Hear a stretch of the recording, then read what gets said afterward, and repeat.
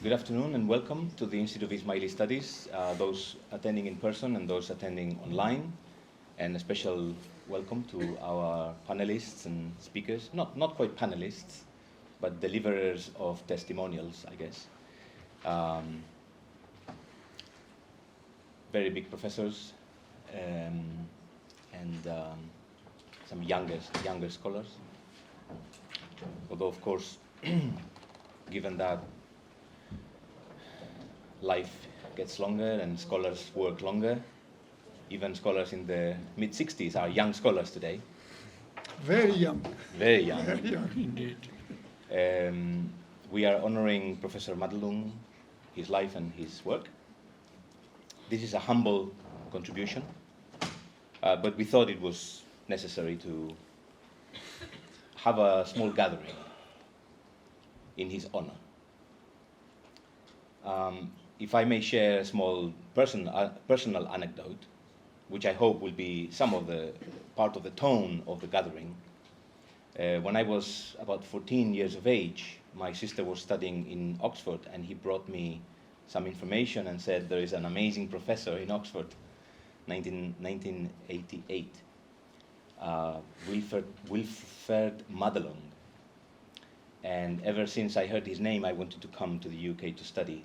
Then I heard Farhad Daftari's name, and these two names made me embark in my rihla, in my journey, not to the east, but north,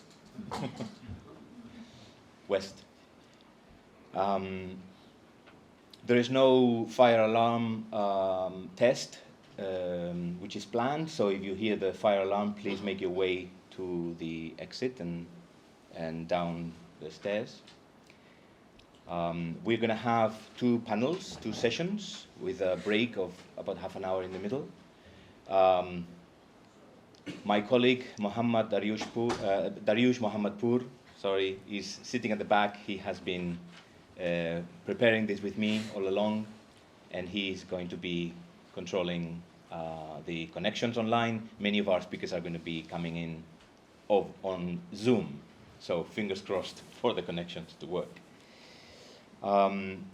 Before I ask our director to say some words, I would like to play a little audio of a lecture by Professor Madelung. So the plan is to start by listening to his voice and to end by listening to him. This is a lecture that he gave in UCLA when he received the Giorgio Levi della Vita Award in 2007, if I'm not mistaken. Yeah. The proceedings of, the lecture is published in a volume called Universality in Islamic Thought, edited by Michael Moroni. And the text is actually the same that you will hear. So if I may ask Dariush to play the first clip. Ladies and gentlemen, I think you know already the subject on which I will be speaking, but I read it out once more. Universality in Islamic thought, rational theology, and the Mu'tazila. Aspiration to universality has marked Islam from an early date. At first, the Prophet Mohammad preached to his own people, the Quraysh, in his hometown Mecca, and called them to submit to the one and universal God. When he met opposition and persecution, he appealed to other Arab tribes and sought refuge in Medina. He saw himself now as God's messenger to the Arabs, in a line of prophets who had earlier been sent to the Banu Israel and other peoples. When his claim to prophethood was rejected by the Jewish tribes in Medina, he came to recognize his mission as universal to mankind.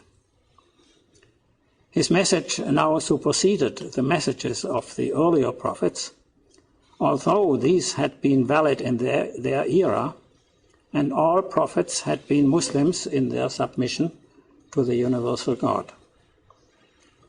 The rulers of mankind, whether they had before accepted a divine message or not, were now invited to convert to Islam.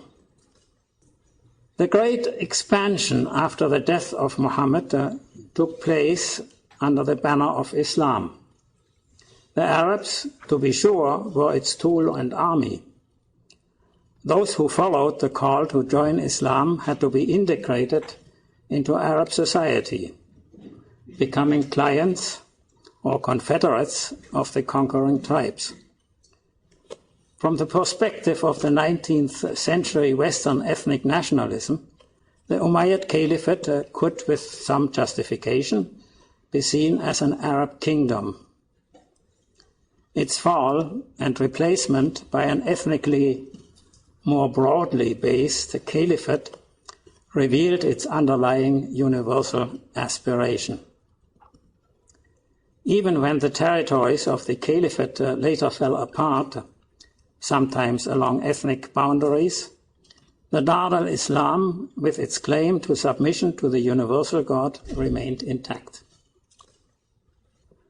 From a different angle, a claim to universality of Islam was put forward in the much debated hadith attributed to Muhammad.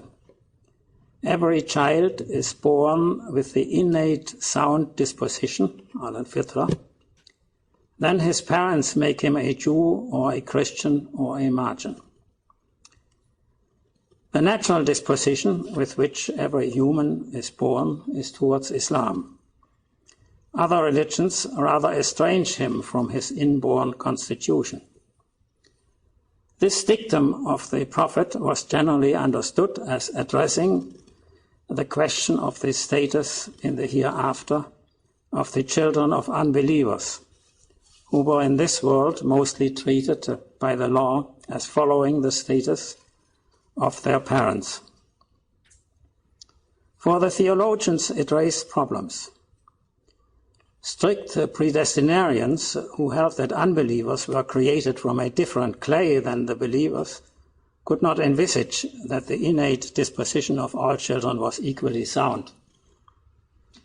The statement could refer only to those children who were predestined for Islam and were in fact created as Muslims, as the unbelievers were created as unbelievers. Those theologians who accepted the universality of the fitra as an innate predisposition to Islam faced the question as to what distinguished it from Islam.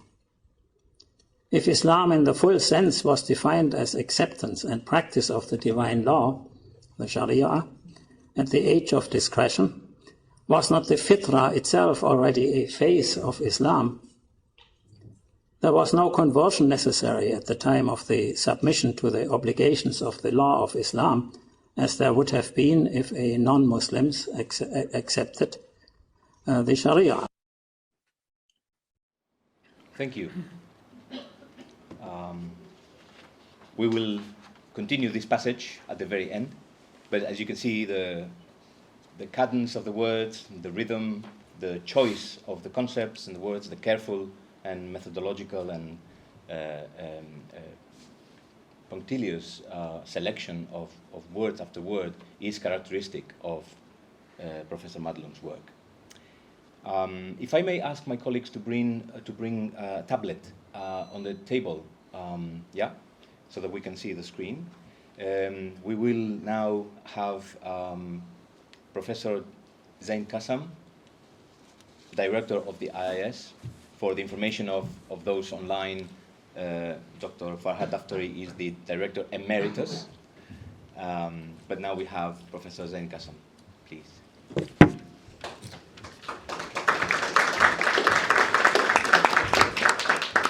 As you all know, I have big shoes to try and fill.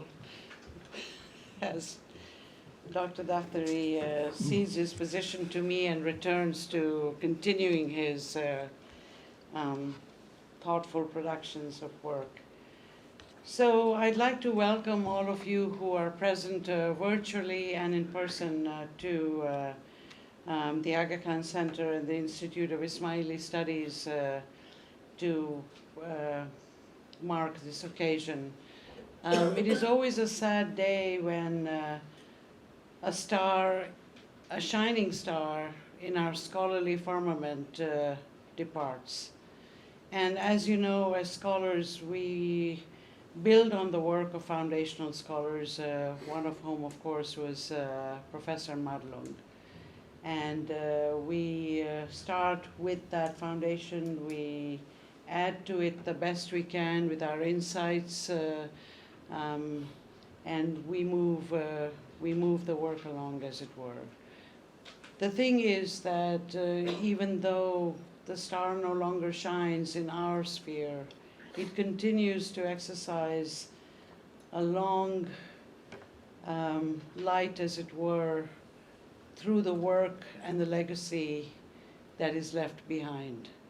And that is exactly why we are here today, to honor the memory and the legacy of Professor Madelung, who left us earlier this year.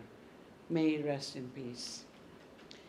Even though this is a sad occasion, our gathering is a celebration of the life and the works of one of the indisputably most distinguished scholars in our field.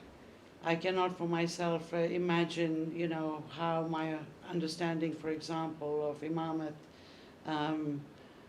grew deeper and with a much better appreciation of the many issues around the institution and how it is recorded and how it is sort of developed over time, had it not been for Professor Madelung's classic essay on the Imamate. As Dr. Daftari shall explain, Professor Madelung's association with the Institute of Ismaili Studies lasted for more than 2 decades. He would be seen to arrive from Oxford every Tuesday regularly, even religiously, if I may say so. I myself never had the good fortune of meeting Professor Madelung, but this is what I hear from person after person who has talked about Professor Madelung, just how gracious he was with respect to sharing his knowledge, how he worked with scholars on manuscripts, how he debated and discussed points that were obscure. So we are really grateful for his immense contribution to the growth of scholars here, as well as to his contribution to the fields, the many fields in which he worked. As you know, he's had a lasting impact on the study of Ismaili doctrines and history, and his legacy will be long-lasting, as I've said. He edited many Ismaili texts which were previously unknown. We at the IIS are committed to inviting academics, young and old, Ismaili or not, to work on manuscripts and to produce scholarly editions, translations, and studies that will further illuminate our history and thought, as well as those of akin communities. As you know, Ismailis have never existed in a vacuum, and so the study of these texts are especially important to try and tease out the connections that on issues that were current in the field, but also within the communities in which Ismailis lived and worked. Professor Madelung's legacy, as you know, extended to many other fields, as our colleagues today will remind us. And I would like to finish by emphasizing one of Professor Madelung's most important traits. Not only was he a methodical and meticulous scholar, working in the isolation of his office, as many of us do, he was also a very active team player. A large number of his publications were the result of his collaboration with others, some of whom are here with us today. Let us celebrate Professor Madelung's contribution to Islamic studies by continuing to bear the torch that he so brilliantly carried and has handed to us. Thank you.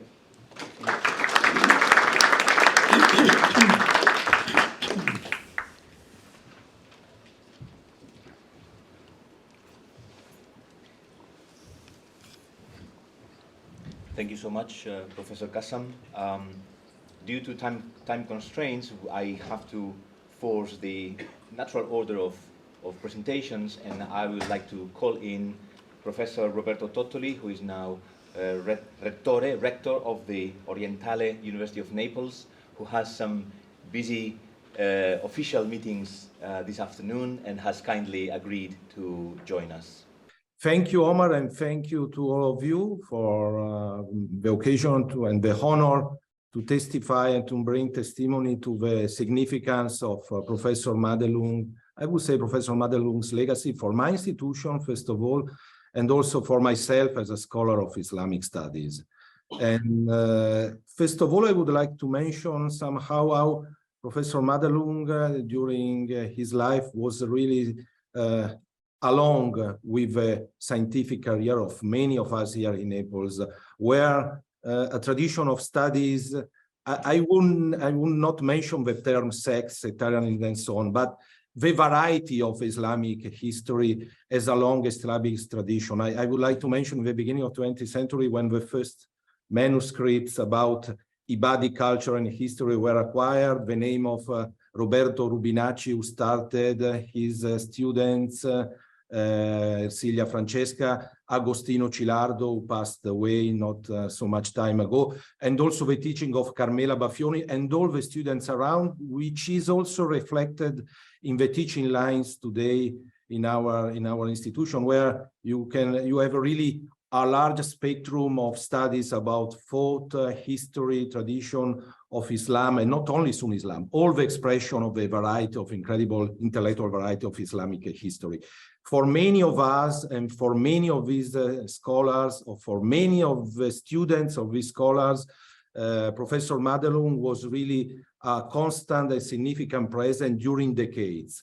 And I also tell you something that nobody knows, that 15 years ago, we had a faculty in Arab Islamic Studies which had decided to give a laurea honoris causa to Professor Madelung, but then a law erased the faculties in Italy. We are now organizing departments, and that occasion to have Professor Madelung here and to celebrate him was, alas, not possible to have. But we went on working, consulting him in his incredible scholarship. I won't take time to list all of his incredible work, cooperating with so many scholars and with a full scholarly life until the last years of his life.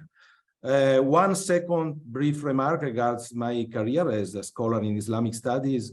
I had the occasion, not as a rector, happily, because it would have been a little bit embarrassing as a young, supposedly young scholar, to introduce a conference on Ibadism here, organized by the colleagues. And in the first row, there were Joseph Van Ness and Wilferd Madelung.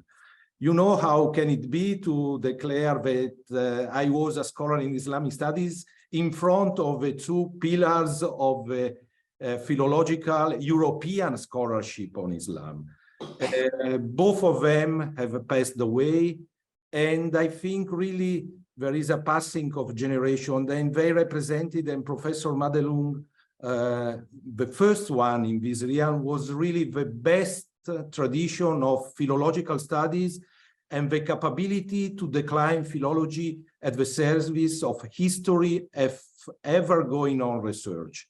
We are really missing him, and with Professor Van Ness, the two forefathers and the line connecting the good tradition of philological European tradition to current time. It is up to us to go on. I feel a little bit somehow embarrassed to think about to follow the steps of a giant like Professor Madelung, but really his scholarship will remain in the future and will be something like an inspiration for so many scholars and students. So this is the legacy by Professor Madelung for me and for my institution and all my colleagues working on related and even not related fields of research. Thank you.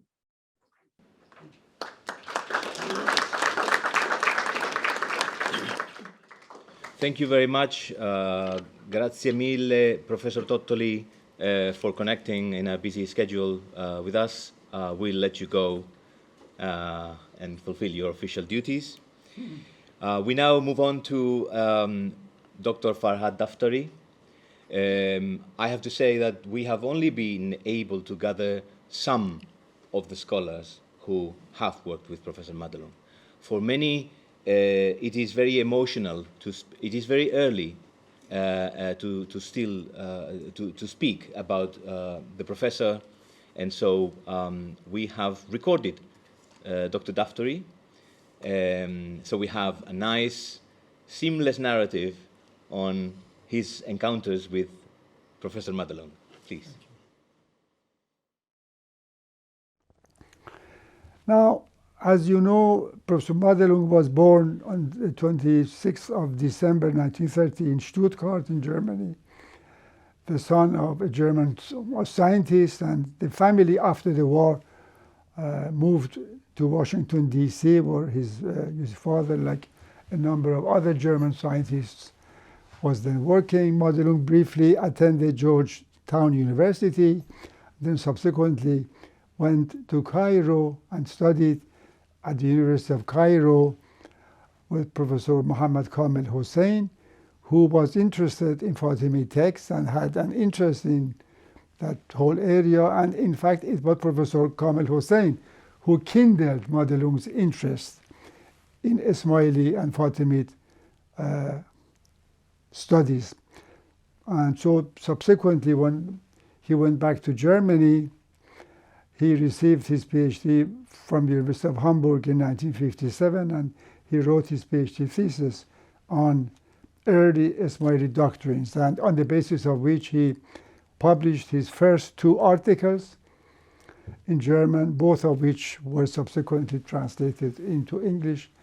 So it was in these 2 articles that Madelung, at the same time as Professor Samuel Stern of Oxford, correctly identified the nature of the early Ismaili movement and its split, which occurred in 899, into loyal Ismaili and the dissident Karmati factions. Well, Professor Madelung was a friend, a colleague, and also my mentor during my earlier years. We met in connection with the first book which I was working on, the Ismailis. As you know, I began to write that book in mid-1970s, after some 20, 25 years of research, and by 1985 I had finished the first 3 chapters of the book. So to make sure that I was on the right track, I wanted to bring my work to the attention of Professor Madelung, who was known to me at the time as the foremost expert in the field. He had just, a few years earlier, he had published his article on Ismailiyah for the 2nd edition of Encyclopedia of Islam, which was a very dense article and really took stock of the state of the field. Anyway, through a mutual friend, Dr. John Gurney, who, like Madelung at the time, was affiliated to the Institute of Oriental Studies of Oxford University, I made an appointment with Professor Madelung, and when I left Iran in 1985 for the first time after the Islamic Revolution, I went to Oxford in March of 1985 and had my first meeting with Professor Madelung in his office at the Oriental Institute. He very kindly accepted to review the chapters, the 3 chapters that I had with me. I left the chapters with him, and shortly afterwards he got back to me with some comments, and I really received assurance from him that I was on the right track. And subsequently I sent him the rest of the chapters, and in return he was wondering if I could send him books, Arabic and Persian, from Iran, which I did. Meanwhile, I had become affiliated with the Institute of Ismaili Studies in 1988, so I had occasion to have more meetings with him. And the book that he helped me, and that book was published a bit later in 1990, as you know, by Cambridge University Press, and Madelung kindly agreed to contribute a foreword to that book. And meanwhile, I had joined the Institute, and in 1999, shortly, I think a year after he had retired from his position as the Laudian Professor of Arabic at Oxford, we created for him a position at the Institute as a Senior Research Fellow. And I believe he was the first external scholar to occupy that position, and which was subsequently also awarded to Professor Landolt, and then much later to Professor Amir-Moezzi and Carmela Baffioni. And another academic contact I had with him was in connection with working on a first shrift for him, for which I collaborated with Professor Joseph Mary. And this first shrift, the essays in the first shrift were contributed by a number of his former students and colleagues and so on. And the first shrift was published by the Institute in 2003. And my next academic collaboration with him was in connection with our work for Encyclopedia Islamica, which was really a major collaborative work between the Institute and the Center for Great Islamic Encyclopedia in Iran.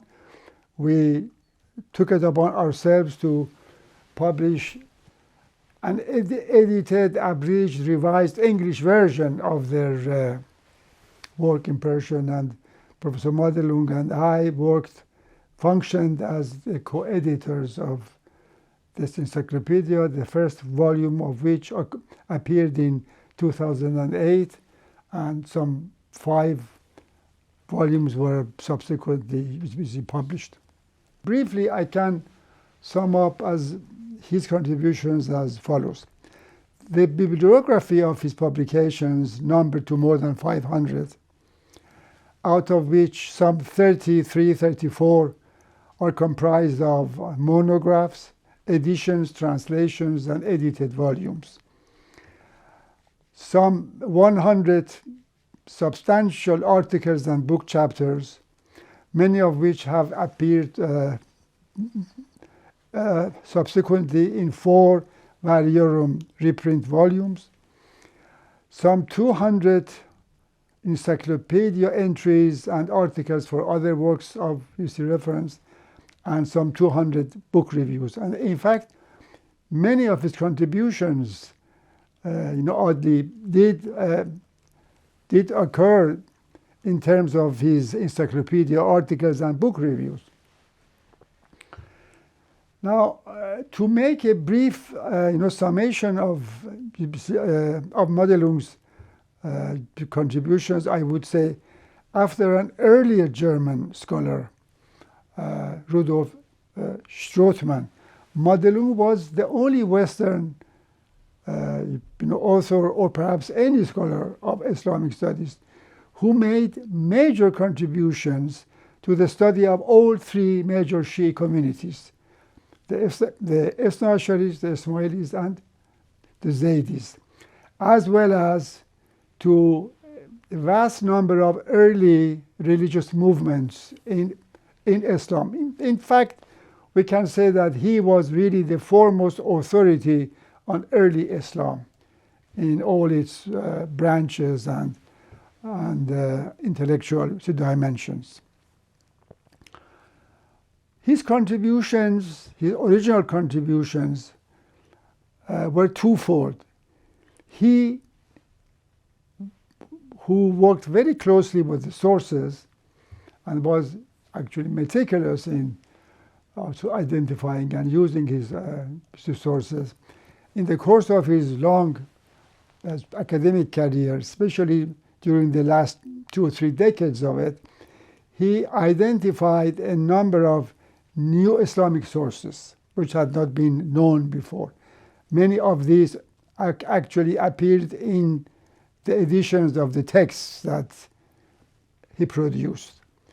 So that was one whole area of his original contributions. And the second area consisted of his new interpretations of the known sources.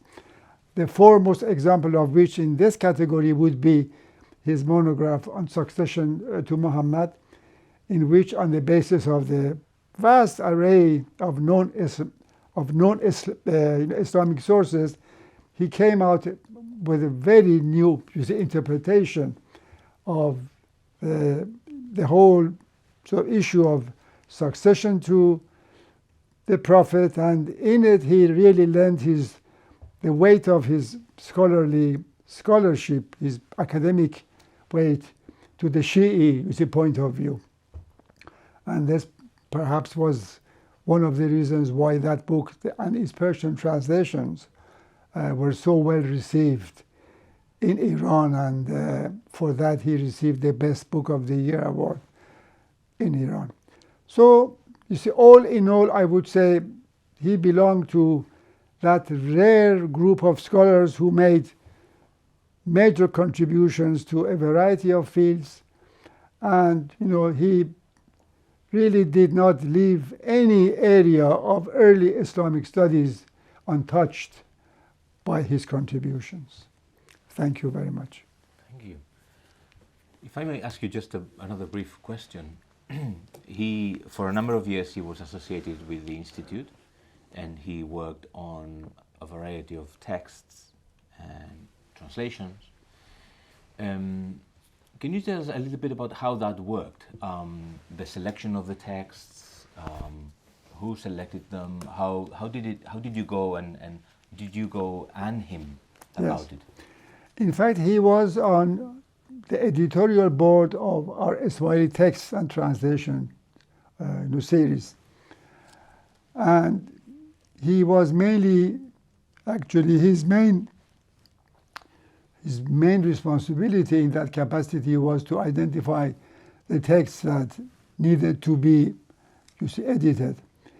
He had two views in this matter. One, he thought that important texts which had not been edited and published before should see the light of day.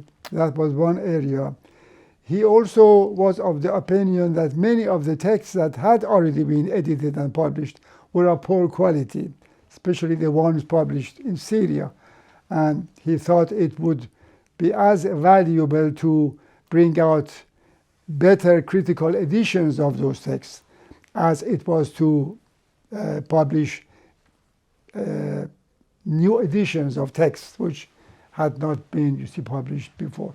So in that capacity, he, over the years, he was very intensively involved in identifying the texts who needed to be published either for the first time or which needed better editions. Yeah. Thank you. And with regard to the to the quality of his editions, sometimes it is said that he could spot things that other people could not spot in manuscripts. He was very meticulous. How do you think that came to him? I mean, you mentioned his training in Cairo. He obviously had a innate, attention to detail. How do you judge that? I personally was always amazed at his attention to the detail.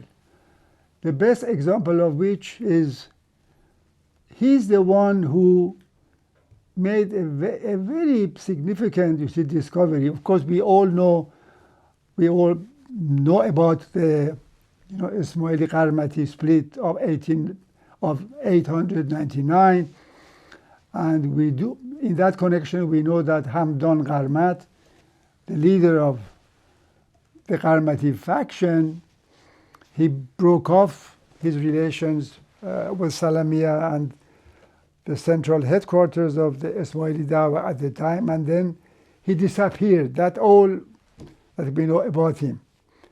However, in one of the works, that is a geographical work, there is one sentence on the authority of the author's son, who says that Hamdan Gharmat reappeared later under a new name in Egypt as the loyal Ismaili author by the name of Abu Ali. And this sentence had escaped scholars for more than 100 years after the publication of that text.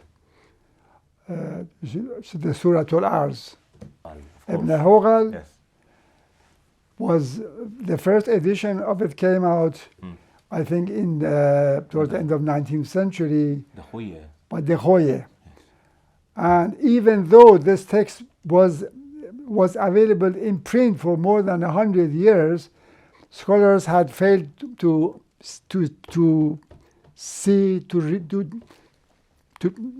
become aware of the importance of this one sentence in that work. It was, you see, Madelung who, in fact, who presented the paper at a conference precisely on that point, and then wrote his article for Encyclopedia Iranica on Hamdan Gharmat, in which he, I think, mentions his discovery that Hamdan Gharmat reappeared later as a loyal follower of Abdullah al-Mahdi under the name of Da'i Abu Ali. Thank you. Thank you. Well, thank you very much, Dr. Daftari, for sharing your reflections on your relationship with Professor Madelung. What a privilege. This is talking about, historians of Islamic history and thought. This is history of Islamic studies and also oral history. So we thank you for your contribution, for sharing. Thank you. Your reflections. I'd like to make two comments. I would like to thank our colleagues in the library, in the Aga Khan Library, who have helped me this morning put together all of Professor Madelung's book-size publications. I count 34. I will be displaying them on those tables. They are on that trolley over there. The second comment, so for you to admire them during the break. The second comment is that somehow we had to arrange the speakers, and in the end we decided to arrange them by a bit like the Quran, from longer to shorter, with some exceptions. Okay, so from longer lives to shorter lives. Next speaker is Professor Farhad Topan, who is Professor Emeritus from the Aga Khan University, but of course he has a long relationship with the IIS from almost its very inception, and has also taught for many years at SOAS. So please, Dr. Topan. Thank you.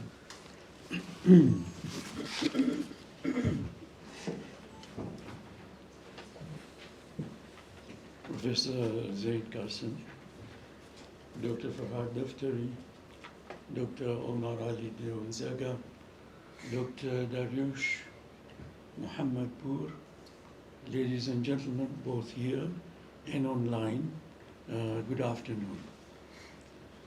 My talk will be slightly different in the sense that mine will be more institutional rather than textual. And I'm grateful, therefore, for this opportunity to speak a few words about Professor Madelung in relation to the early years of the Institute of Ismaili Studies. Excuse me for a while. So looking back, when the Institute of Ismaili Studies was inaugurated in December 1977, many people saw it as an institution, but there were others who perceived it as a novel institution whose vision whose vision and aims resonated with their own thinking about academic, community, and educational development. Indeed, much thought had gone into the decision to locate the institute here in London. The vision of the founder, His Highness Yahya Khan, and the leaders and scholars who had participated in its founding was to establish the institute as a place of scholarship, education, research, and a platform for free expression and exchange of views. As that vision gradually unfolded in a very rudimentary way in those early years of the late 1970s and early 1980s, I may say not without difficulty and quite a lot of sort of hiccups, we might say, a number of renowned scholars from established institutions recognized in the IIS a nascent academic institution with a huge potential. They were happy to be associated with it, with its growth, its development, and among them was Professor Wilferd Madelung. And I think in order to paint a fuller picture, I should mention a few of the very first scholars who then came to the Institute and were, if I may say so, friends of the Institute from its very inception, or just a few years after it was established. Among them were Professors Anne-Marie Schimmel, Professor Mohsin Mahdi, whose seminar on Al-Biruni, assisted by Dr. Al-Nur Danani, I still remember, Professor Abbas Hamdani, Professor James Morris, Dr. Dariush Shaigan, Professor Paul Walker, Professor Punawala, Professor Azim Nanji, and Ali Hassani, and later on Dr. Aziz Ismail. And also there were teachers from the community itself who came to the Institute to teach in those early days. But that's another chapter for sort of how the Institute was forged into an institution with input from various sources of learning and at various levels. Now, Professor Madelung participated in the activities of the IAS right from the early 1980s through giving lectures and holding seminars for students, and in his quiet way, offering help and advice when it was needed. He was a great scholar, a great historian, as we all know and as we've heard. And yet, he was also a humble man. And I would like to end this with an example of his humility, which I saw. Our first group of students came to the IAS in February 1980, and they finished their studies in July 1983, the year of the Silver Jubilee of His Highness. Now, each student was required to write a dissertation, or perhaps we can say a long extended essay on a topic of his choice. One student, she chose actually the speech of Shahristani at Khwarizm, and her supervisor was Dr. Jalal Badafshani. Now, when she had submitted that, I felt that, and I was a little hesitant to show that to Dr. Madelung. After all, this was a very modest expression of her creativity, having translated the speech and then given it some analysis. To my delight and surprise, perhaps I shouldn't have been surprised, Professor Madelung took it, he read it, and he suggested that perhaps it should be expanded and elaborated, and that he was ready to guide that student for it to be actually published. That was a sign of his humility. Of course, that didn't happen. Now we have it, of course, in the book published by Dr. Darius Poor. But at that time, because it was Silver Jubilee and all the students had been here for 3.5 years, they were yearning to go home. And this particular student actually got married at that time to another student on the program in July. So I think Shahristani was, of course, not on her mind. Okay, but to me, that this offer, Professor Madelung's offer, was entirely within his character of humility and caring for scholarship, whatever its provenance. And that to me was the mark, not just of a great scholar, but also of a gentle and caring human being that he was. Thank you very much.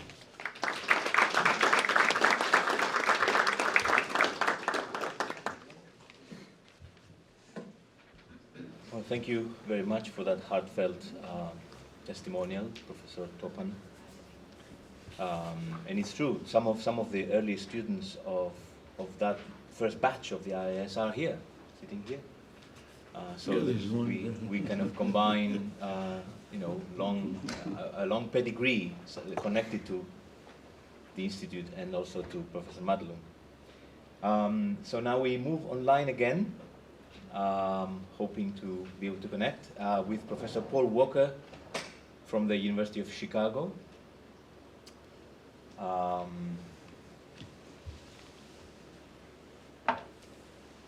Who has, of course, worked for decades, and who knew Professor Madelung and worked with him and collaborated with him on editions and translations. Professor Walker, the floor is yours. Good afternoon, or good morning here. We're in Chicago. It's just 8:30 or a little bit beyond that. Let me start my account with a little bit of my own personal history. And I go back in my story to 1966. At that point, I had just finished a master's degree in Arabic at the American University in Cairo, where I was introduced to Ismaili studies by Abbas Hamdani, who was teaching at the university at that point. So the next phase for me was to move on to a PhD program. And by great mistake, and I don't know why, I can't quite remember, I chose Harvard as my next place to go. It was not a good idea.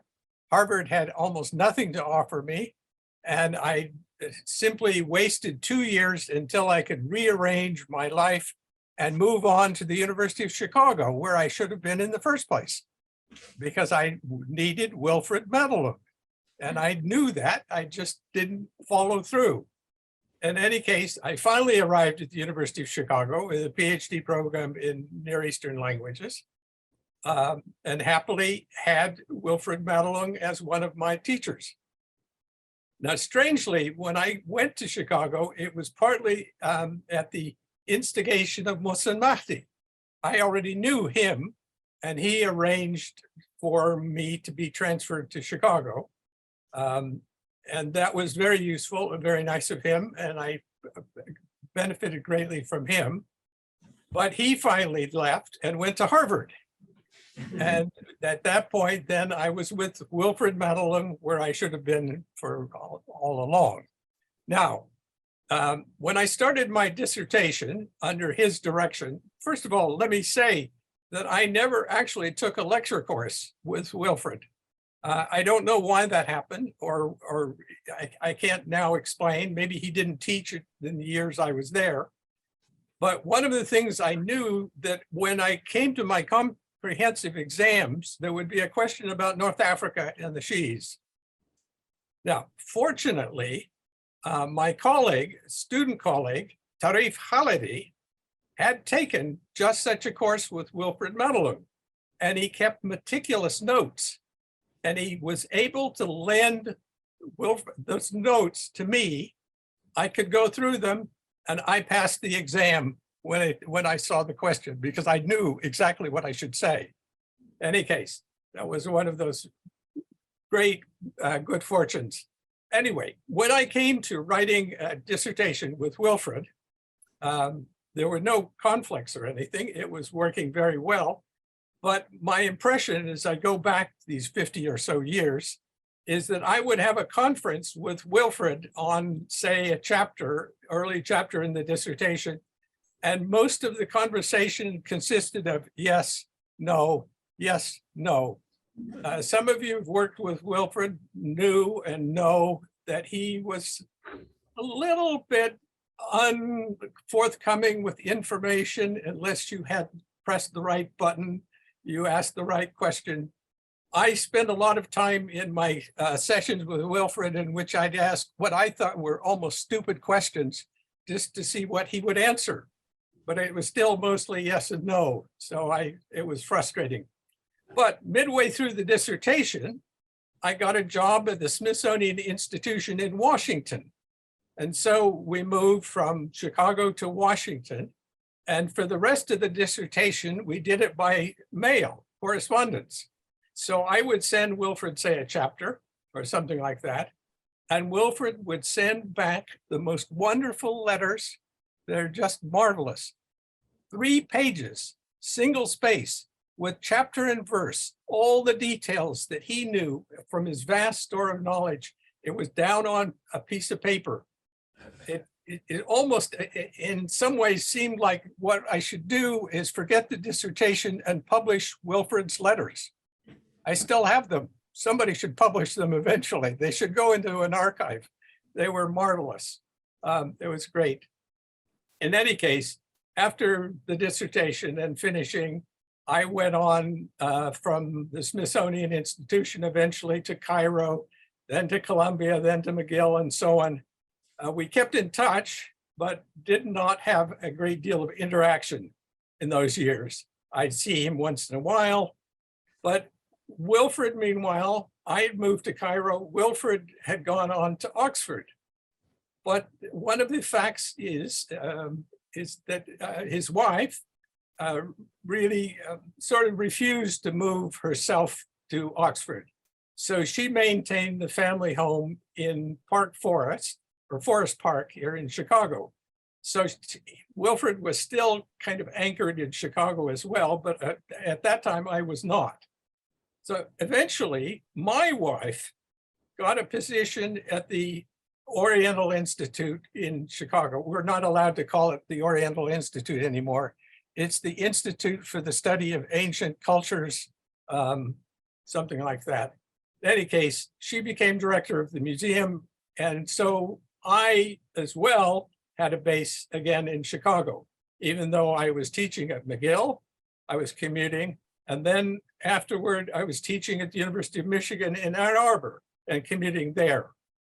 While in Ann Arbor, I started a project based on something I had discovered in a manuscript that Abbas Hamdani was able to let me use. And it turned out to be the chapter on Satans in Abu Tamam's Kitab al-Shajara. I began to put that together as a harisography, and it's extremely important, and it contains really interesting unknown information. Now, at some point, I realized I had so much talent of a certain kind, but I had never encountered most of this kind of information, and the obvious person to have as your advisor, at least, was Wilferd Madelung. But we did even one better. We agreed to work on it together, which was a marvelous benefit for me, because it meant that I could do the spade work on the text then and the translation, and then hand it to Wilferd and he would go through and make sure it was all correct and above board, both the Arabic and the translation. Wilferd once said that he really didn't like to do translation, but he was certainly willing to fix my translations. A great boon to me.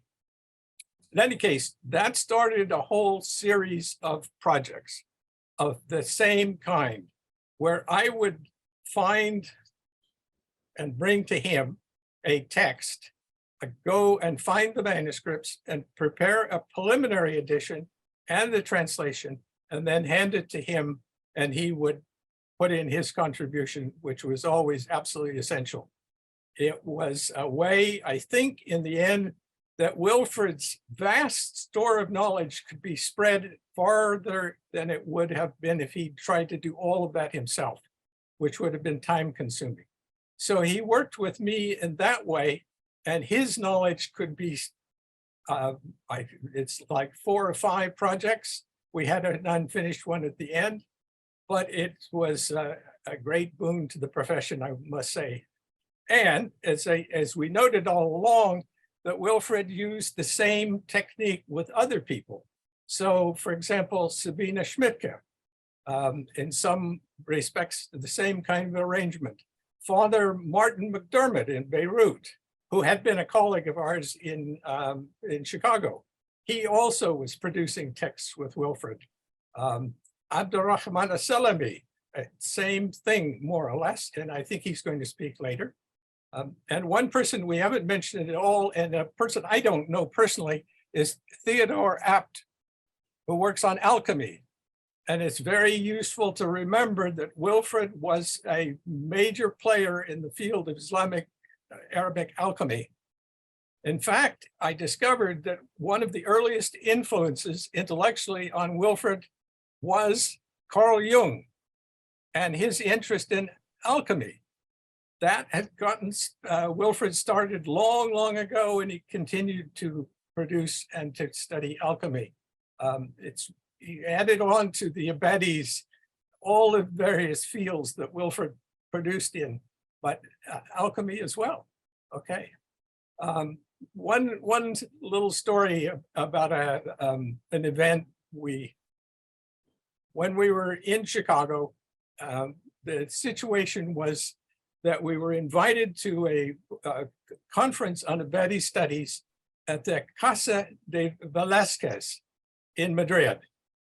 So, and the two of us traveled together by plane to Madrid. We landed in Madrid, we went down into the underground, we traveled through the city, and to get to the Casa, there's a place where you come from a specific station, and you come up and there's no sign of the Casa there at all.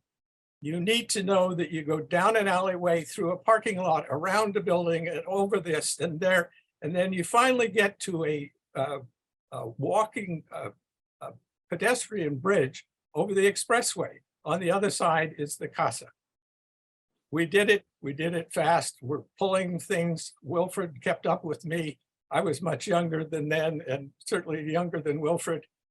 We got into the Casa and we got into our rooms, and at that point I got a message or messages from his wife, who was extremely concerned to be sure that Wilferd was okay. She wanted him desperately to call her. Apparently, he had come down with a bad case of shingles. He didn't know it. He didn't show any sign of it. We managed all that travel to Madrid, through Madrid, over the things, and all around the city. I never saw any sign that he flagged at all. There was no sign that he suffered from this illness, but apparently he was sick and stricken. It just didn't show.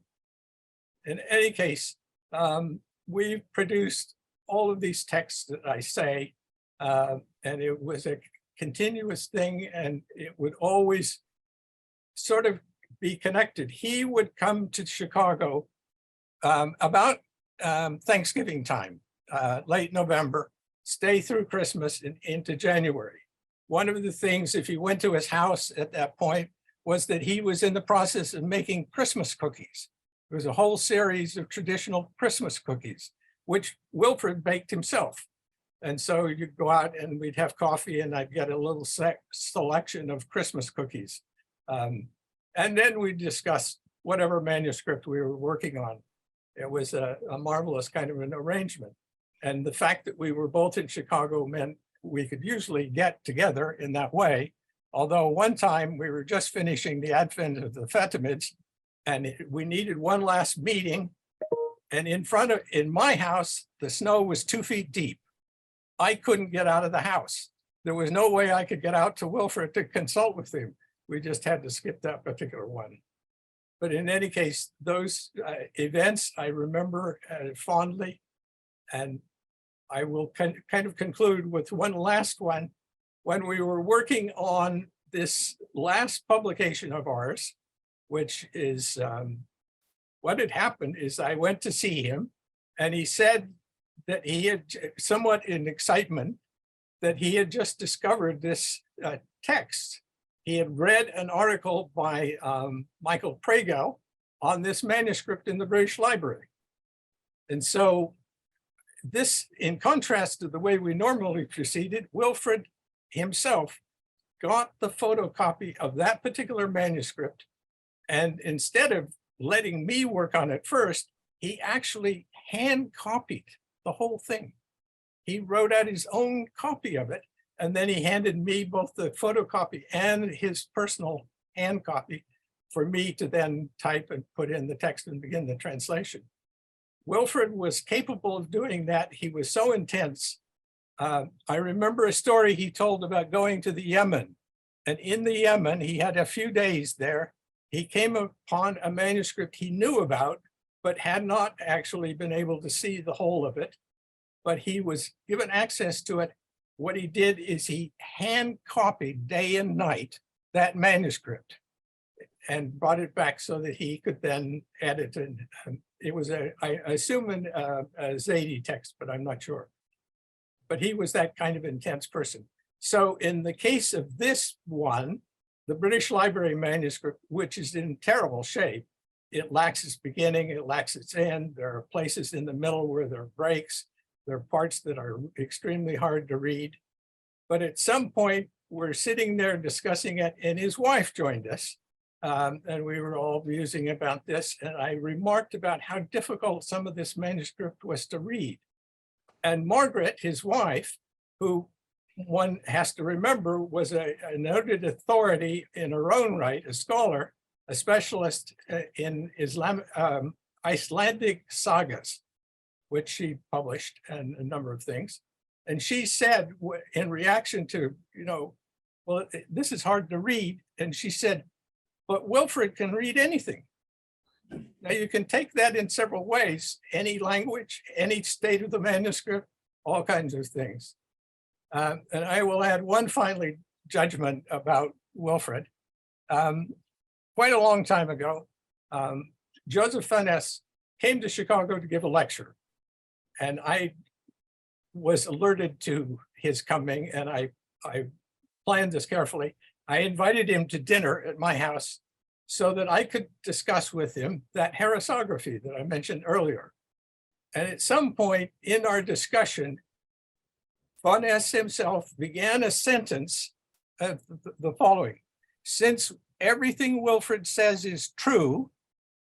I can't remember what the rest of the sentence is.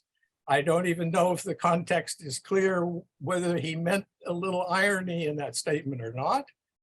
But there is a judgment of Wilferd by Faness. So in the end, we can conclude maybe Wilferd was a man who could read anything and a scholar whose every word was true. Thank you.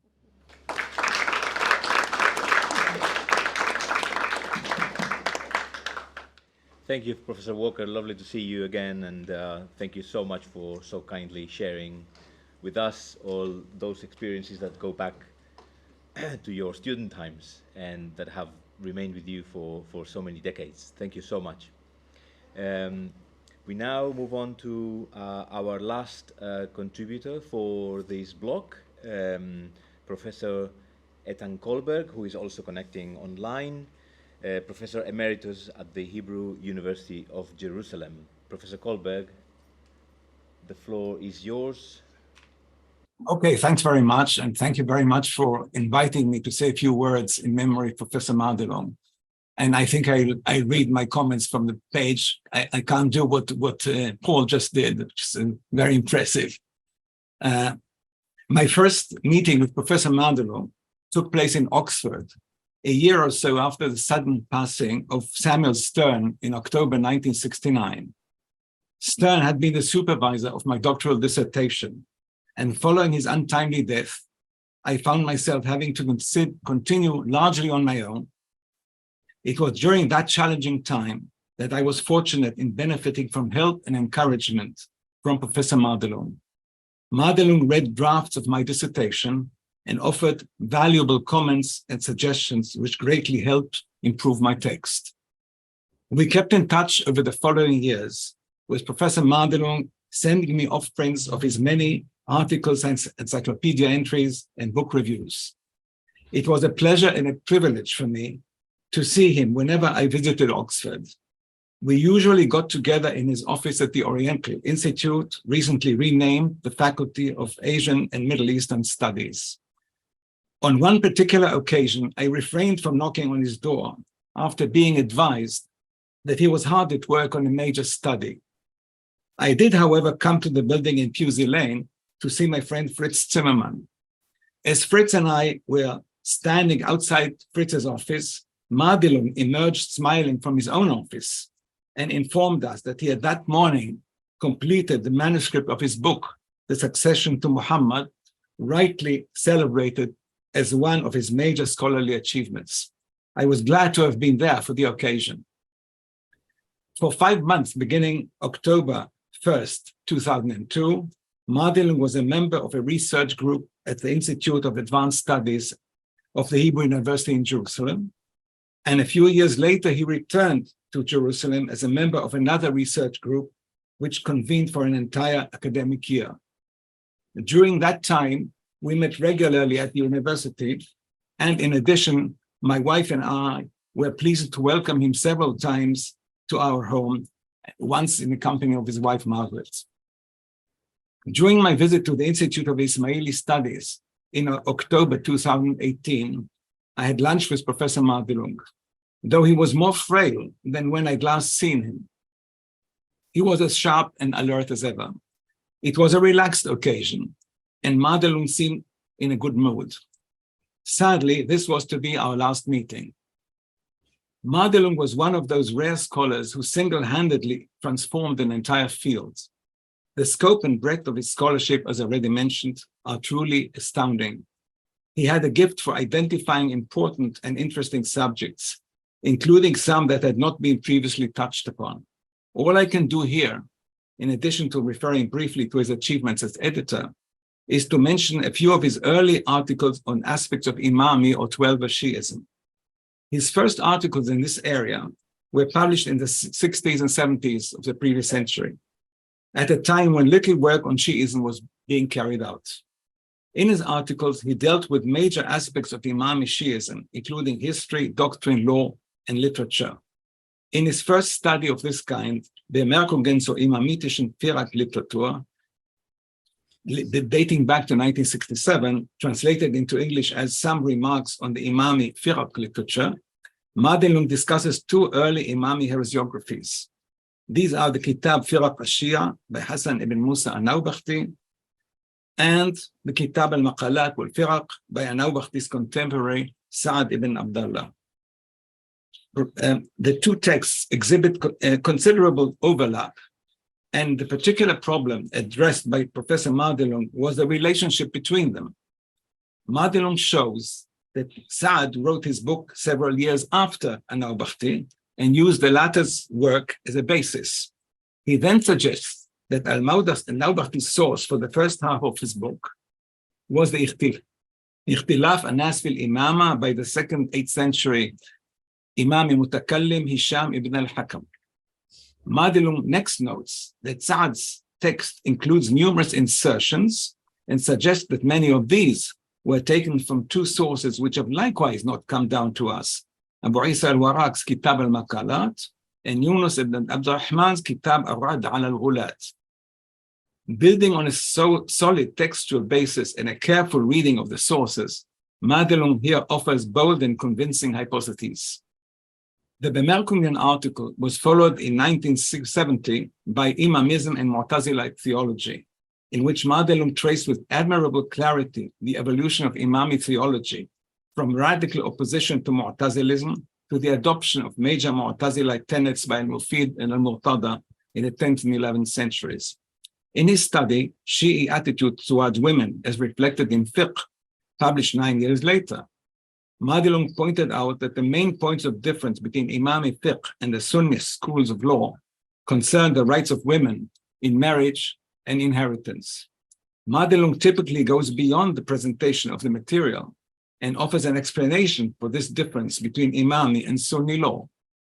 He concludes the article with a brief summary of the views of the Zaydis and Ismailis. Here again, a relatively short article is packed with a great deal of valuable information and analysis. Another legal topic is tackled by Madelung in his article, A Treatise of Sharif al-Murtada on the Legality of Working for the Government, Mas'ala fil Amal ma'a Sultan, published in 1980. In the first section, Madelung provides the background to al-Murtada's text, the problem of serving under an illegitimate government. As Madelung shows, this question is discussed in numerous hadith and was relevant both during his lifetime, the lifetimes of the Imams, and following the occultation. The main part of the article consists of an edition and translation of Murtada's treatise. Madelung based his edition on manuscript 5187 of the Majlis Library in Tehran, which was the only witness of this work available to him at the time. Madelung entered 48 emendations to the text. A comparison of his edition with a later publication of al-Murtada's text, based on a different manuscript, reveals that a large percentage of his emendations, in fact forms part of the later publication. In the concluding section, Madelung succinctly and brilliantly presents the main elements of al-Murtada's thought. Al-Murtada's epistle is one of numerous texts which Professor Madelung edited, as already mentioned. I would like to conclude my brief remarks by mentioning his edition of a much longer work, the Kitab al-Najat, by the Zaydi Imam Nasir li-Din Allah. This work, by son of al-Hadi, the founder of the Zaydi Imamate of the Yemen, is a refutation of an anti-Qadarite tract composed not long after 179-795 by the Ibadi theologian Abdullah ibn Yazid al-Baghdadi, or al-Fazari. Madelung was the first to study this text and place it at the disposal of the scholarly community. The text is clearly important. First, the Ibadi tract, largely reproduced by Nasir, is one of the earliest extant works of Kalam. And second, the Zaydi refutation, though it is not the earliest available exposition of anti-Trinitarian views, is extremely detailed and enriches considerably the information given in the heresiographies. The edition is based on two manuscripts. One is dated 565 and forms part of the Glaser collection in Munich. This manuscript suffers from a lacuna consisting of almost a quarter of the text. The second manuscript forms part of the Mutawakkiliya collection of the Mosque of Sana'a and is dated 548. In this manuscript, the text is preserved in its entirety. The edition is a model of clarity and precision, with the editor's sure hand evident throughout. To give just one small example, in both manuscripts, Quran 47, verse 4 reads, Alladina qatalu fi sabilillah, and those who fight in God's way, in conformity with the qira'ah of 5 of the 7 canonical readers.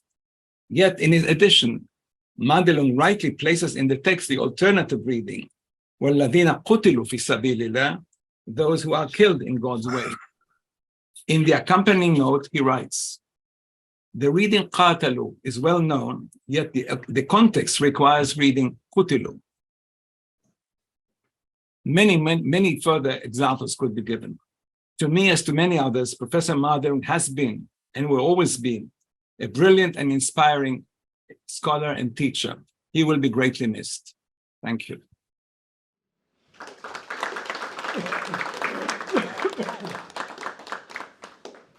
Thank you very much, Professor Kohlberg, for your comments and for going into the details of really why Professor Madelung has been so amazing, especially working with those manuscripts and those minutiae of the readings, of which many of us have some experience in working with Professor Madelung, indirectly or directly. We have 10 minutes before our break, and so I'd like to invite the audience or even the panelists, whether those in the room or those online, if you would like to make some comments or make some connections as to what has been discussed. Raise your hand if you. Okay, if while you think about it, I will say again a personal connection, if I may. I came to the UK because of Dr. Daftari and Professor Madelung, and I ended up in Cambridge, beginning my PhD with Tarif Khalidi, who had been a student of Madelung, as was mentioned, and I finished my PhD with Professor James Montgomery, who is here with us, who had also been a student of Professor Madelung. So I think it's really remarkable how, and looking at Professor Walker's story and Professor Kohlberg's story, connecting with Samuel Stern and all those giants, how many decades and how many generations of students he has, been in touch with. So that's really remarkable. Right. Anybody wants to say something? We do have a break. We can take an early break if you want. I'm going to spend some time in the break to arrange the books that we have there. I think all of the books that have been mentioned so far are with us. Only 3 books I couldn't find in the library, which means that they're being used by someone. If you're using one of them, please make yourself known. But yeah, that's a good sign. That's a good sign. Okay. I think we can take a break if there are no questions. We'll see you at the hour, at 4 o'clock. Thank you.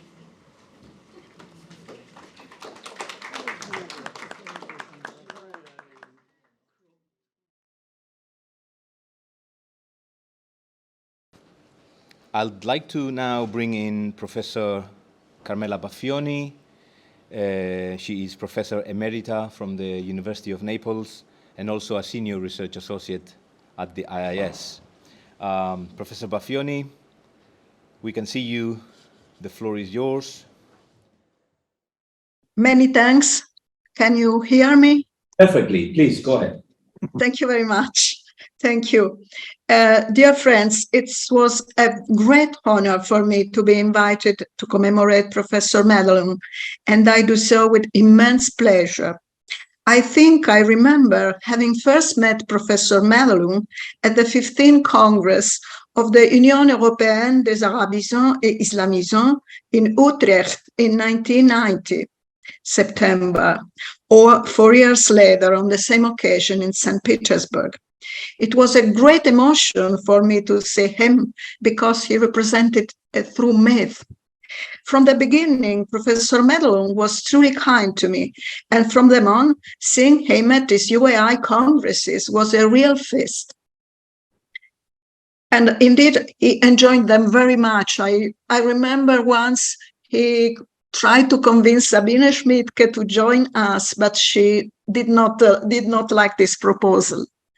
His affability towards me was certainly enhanced by the presence of his wife, Margaret, who was extremely affectionate and with whom I used to have long chats. In the 90s, my interests were not yet focused on Shiism and Ismailism. Therefore, I was not so familiar with his masterful research, so thorough and full, with historical but also theoretical considerations and insights. Later, I carefully read many of his publications, and I particularly benefited from his seminal The Succession to Mohammad, his articles on the relationship between tazili and Shiism and on Carmatians, his edition of Sajrat al-Yaqin with Paul Walker, and his edition of Rutbat al-Hakim that I received from him as a gift. In time, Madelung must have also been acquainted with my work, and so at the UAI congresses, we also talked about research issues. In recent years, our scientific relationship has greatly grown, and the Institute of Ismaili Studies that welcomed me as a senior research fellow in 2012, thanks to Dr. Daftari, is to thank for that. When he knew I was coming to London, Professor Madelung looked me up on Tuesdays as soon as he arrived at the Institute, and we had lunch together. On one of these occasions, he gave me the book edited by Moroni that Omar mentioned at the beginning this morning.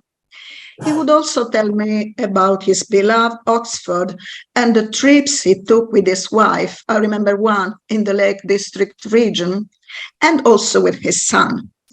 It was a great honor to have appointed Professor Madelung as a member of the Ambrosiana Academy of Milan in the Arabic section of our Oriental class.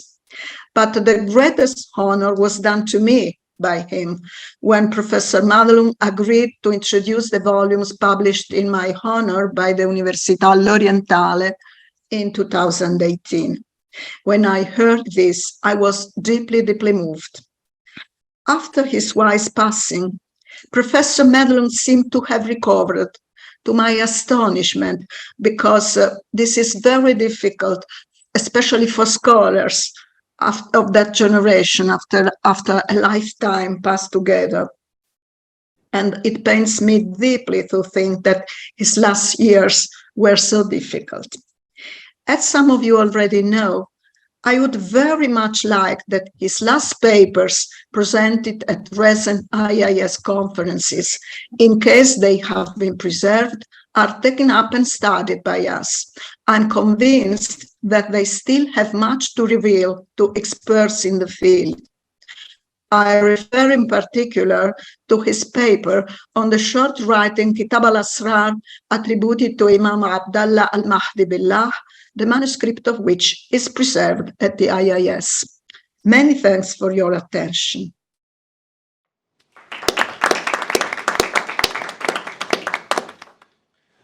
Thank you very much, Professor Baffioni. You have been very kind with us as much as Professor Madelung was kind with you, and both of you actually have been very kind individuals to others, to a younger generation. So we thank you both.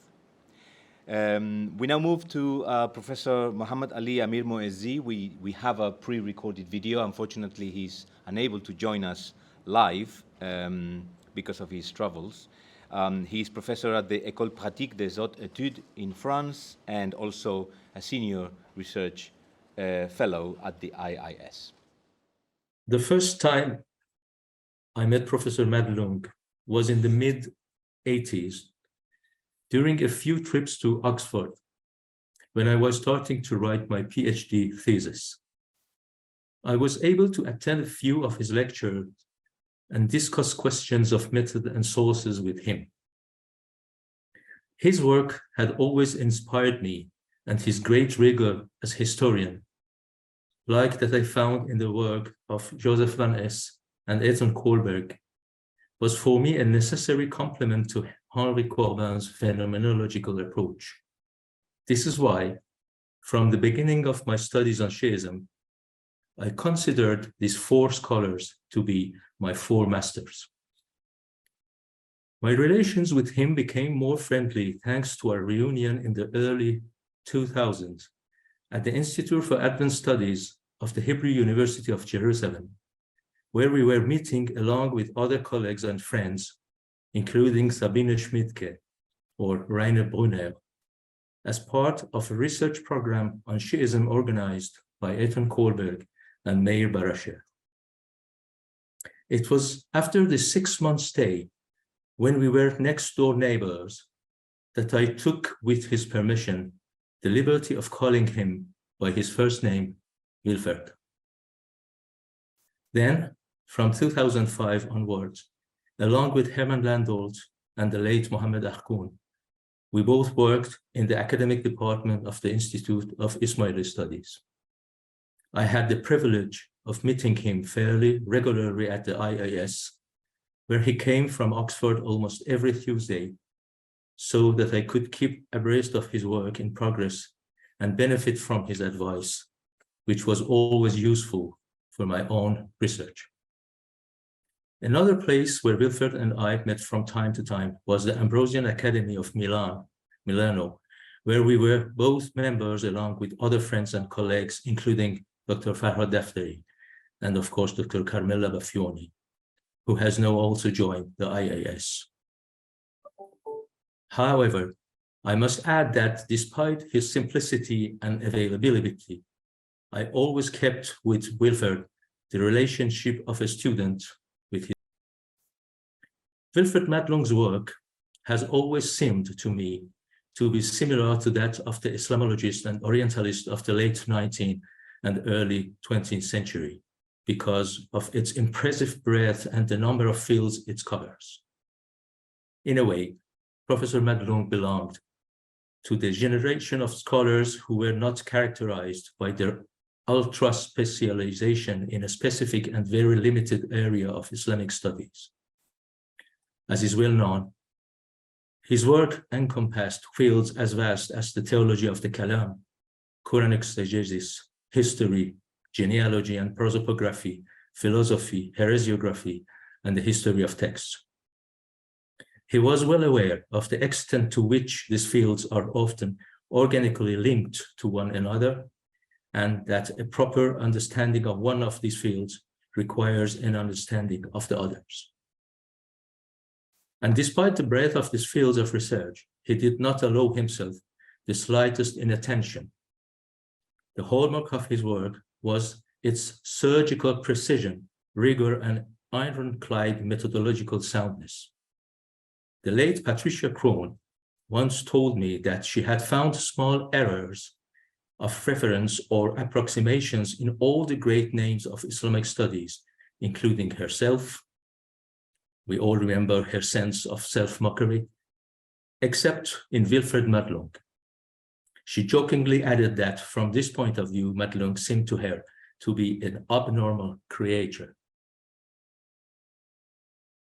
To this vast knowledge of the various fields of Islamic studies and this acribia was added a philological science of the Arabic language, making Madelung an admirable editor of texts. He edited many of them, and each of these critical editions, either by himself or sometimes in collaboration with a colleague, is an excellent model of its kind. Wilferd himself admits that his favorite field of investigation is Shi Islam, again in all its breadth and diversity. Few specialists have such expertise as he does in the different intellectual fields of the various branches of Shiism, Zaydism, Ismailism, and Twelver Shiism. As far as I am concerned, and I'm sure that for any scholar in the field of Shia studies, Madelung's work, in particular his collection of articles published in the Variorum series, are literally my bedside. The same goes for the book I consider to be a decisive masterpiece of erudition, methodological rigor, and historical fineness, The Succession to Mohammed. This book, based on an impressive number of sources of all kinds and on a very detailed critical analysis of their contents, seems to show convincingly that from different points of view, historical, anthropological, or religious ones, Muhammad's successor could be none other than Ali ibn Abi Talib.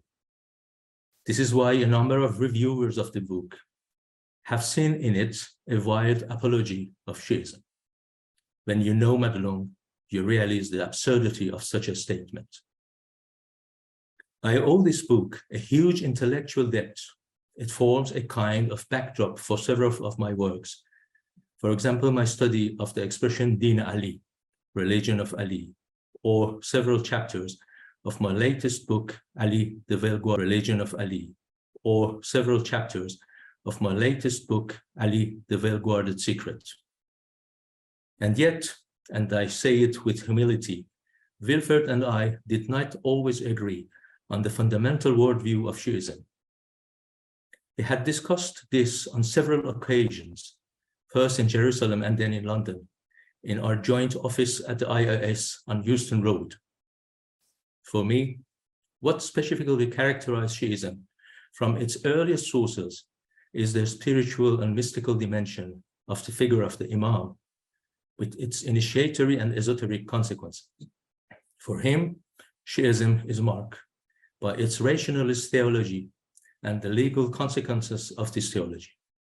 He recognized the solidity of my documentation and the relevance of my conclusions, which was a source of pride for me, but he thought that the esoteric data were superstitious and constitute a kind of contamination of the rational corpus of Shiism by the popular beliefs of the Shi extremists, the famous Ghulat. In my opinion, he seemed to adopt the point of view of medieval heresiographers and or apologists, both Sunni and Shi'i, especially in the post-Buwayhid period, a point of view that I considered to be uncritical enough about the late Shi'i tradition. And it seems to me that the Gnostic and esoteric data of Shi'ism are the heritage of some of the most important and learned philosophical and mystical traditions of the late antiquity. In this respect, Madelung also disagreed with some of Heinz Halm's works, to which I often feel very close. Despite these differences, we sincerely liked each other, and we were in deep agreement that Shia studies are the most fascinating field of Islamic studies. May he rest in peace. As it said in Persian, his place will always be empty among his friends, but his considerable body of work will always remain a reliable source of inspiration and the mine of documented information for all of us. Thank you very much.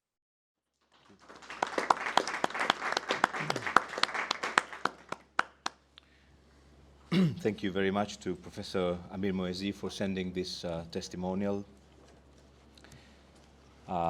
which also talks about how Dr. Farhad Daftari and the IIS have become, in the later part of the 20th century, a hub, an intellectual hub that has attracted these great minds, and a true testimony to the work of all of them. We now move to another of Professor Madelung's students, Professor James Montgomery. He is the Sir Thomas Adams's professor at the University of Cambridge. This is the oldest chair of Arabic in England, which was created in 1632. And if I'm not mistaken, Professor Montgomery is the 24th holder of that chair, which he has held for about 11 years now. So please, Professor Montgomery, the floor is yours.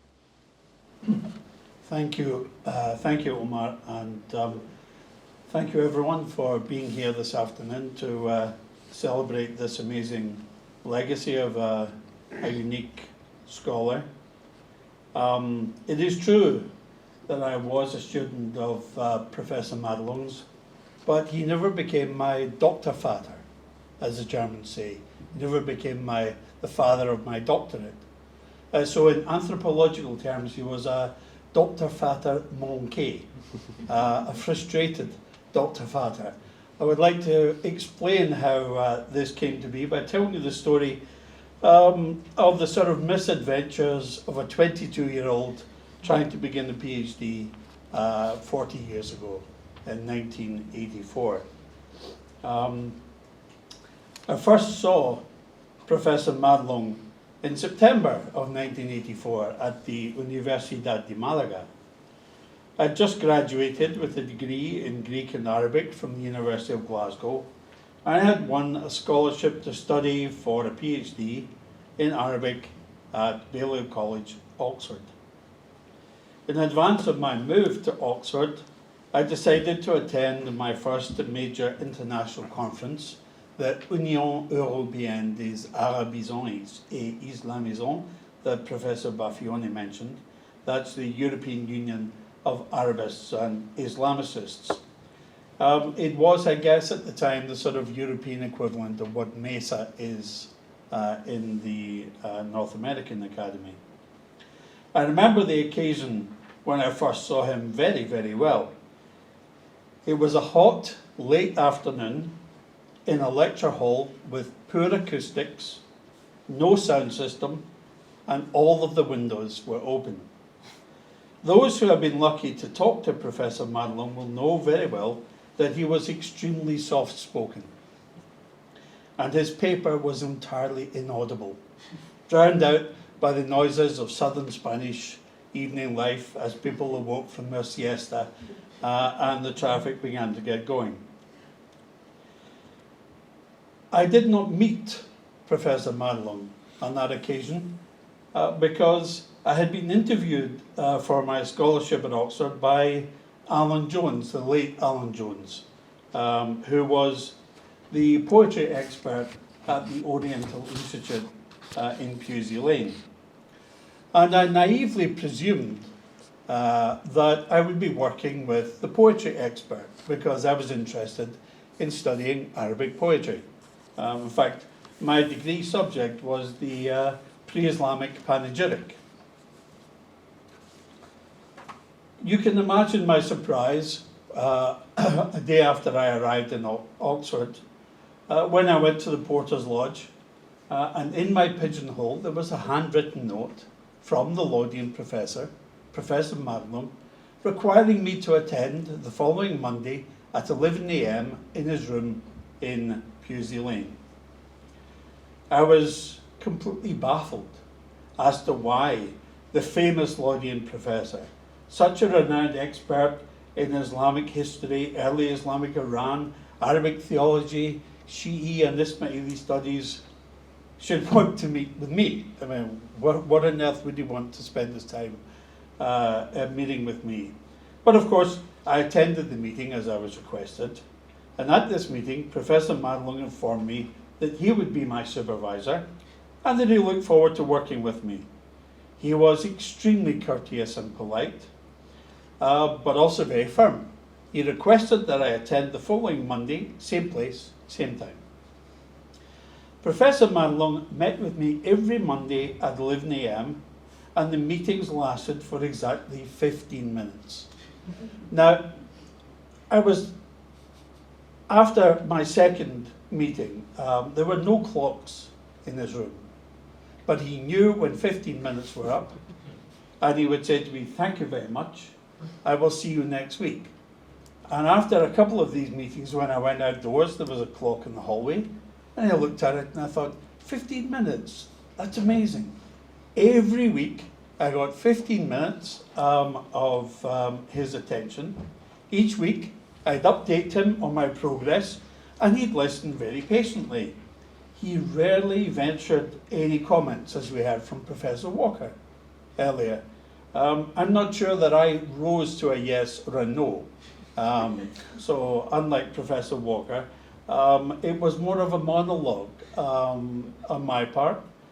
And at first, of course, I found this quite disorienting. Gradually, I got used to it. And the academic year progressed.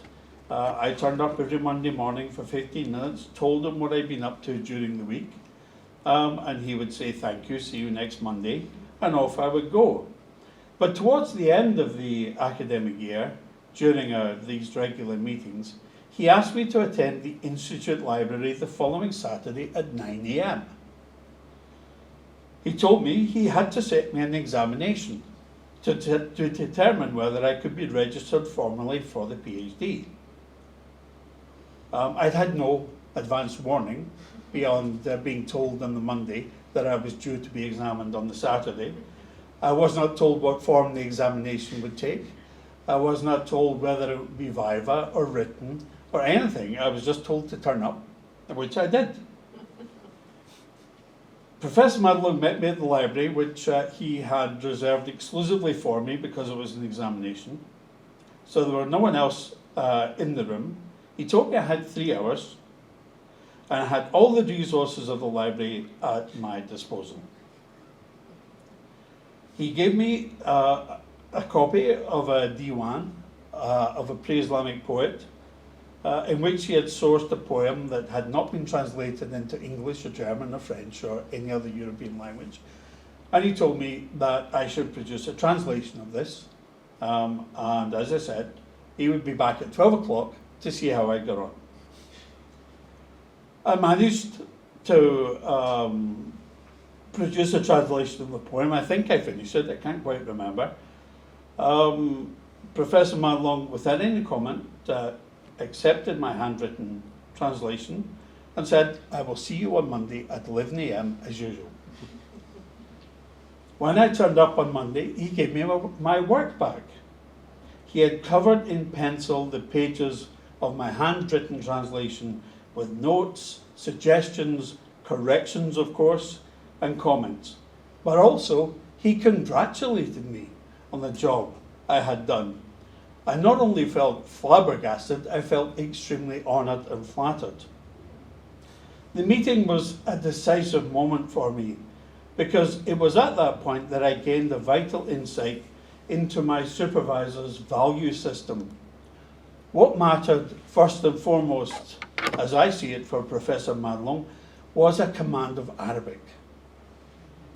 Theories, views, propositions were effectively undetermined at best and superfluous at worst, unless and until they were corroborated by a demonstrable grounding in Arabic.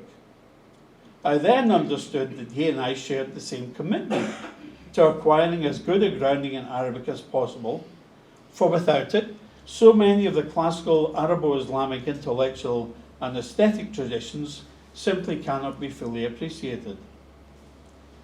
This insight over the years has led me to perceive what I think is the second component of Professor Madelung's madhab, a recourse to and reliance upon manuscripts, the insistence not only on making previously unedited works available or improving previously badly edited works, as we've heard from some of our colleagues in the first panel this afternoon, but for me it's the quest to penetrate the textual barrier to an understanding, in Professor Madelung's words, of history as it really is.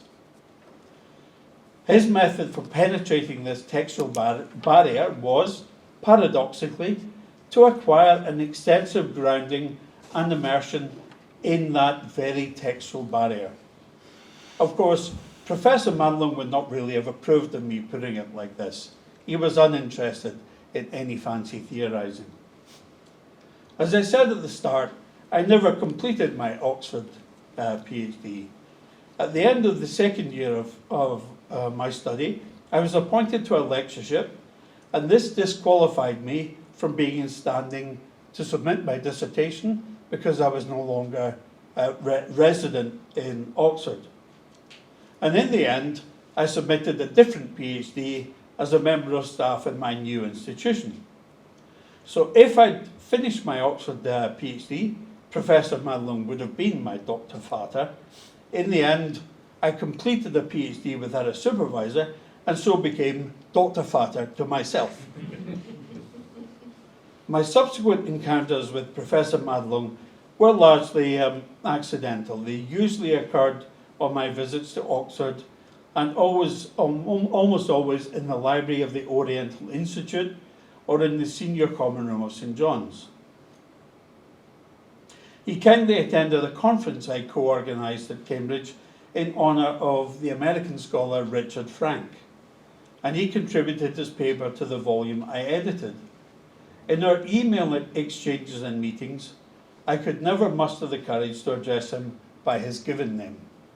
He always remained Professor Madelung to me. The last time I met him was over lunch in St. John's College. I had been visiting my good friend, Gert-Jan van Gelder, Professor Madelung's successor as Law Dean Chair. Professor Madelung happened to join us for lunch. My wife was there too, and I noticed that she was looking at me a bit strangely. Out of the blue, Professor Madelung remarked that he had read my latest article on Al-Jahid. I was transported back to 1984 and Monday mornings at 11 a.m. It was as if the veils of time had been put to one side. Of course, as was his quiet way, Professor Madelung ventured no further comment. By now, I had realized that for him, silence was approbation. But after the lunch, my wife Yvonne teased me, saying that I had immediately reverted to being a 22-year-old graduate student when Professor Madelung joined us. She even said that I was blushing and stammering when I was trying to talk to him. Omar has asked me to attempt an assessment of Professor Madelung's contribution to our subject. I don't think that any human being other than Professor Madelung has read every word that Professor Madelung ever wrote. It simply would be impossible. All I can say is that in the course of conducting my own research, especially on the relationship between Al-Jahid and the early Kalam, and in my work with David Bennett on Ashari's Maqalat al-Islamiyin, I've read a good number of Professor Madelung's works. And the task is indeed extremely, how can I say it, daunting, if not impossible. We've heard much today about the many different aspects of this extremely versatile and meticulous scholar. In the works that I'm familiar with, and this is corroborated by what I heard in the first panel and in the previous contributions, he left virtually no stone unturned in his quest to uncover the relevant connections, filiations, contacts, divergences, and doctrinal nuances. And he was, one of the things I admire the most is that he was relentless in establishing a historically accurate prosopography of significant individuals.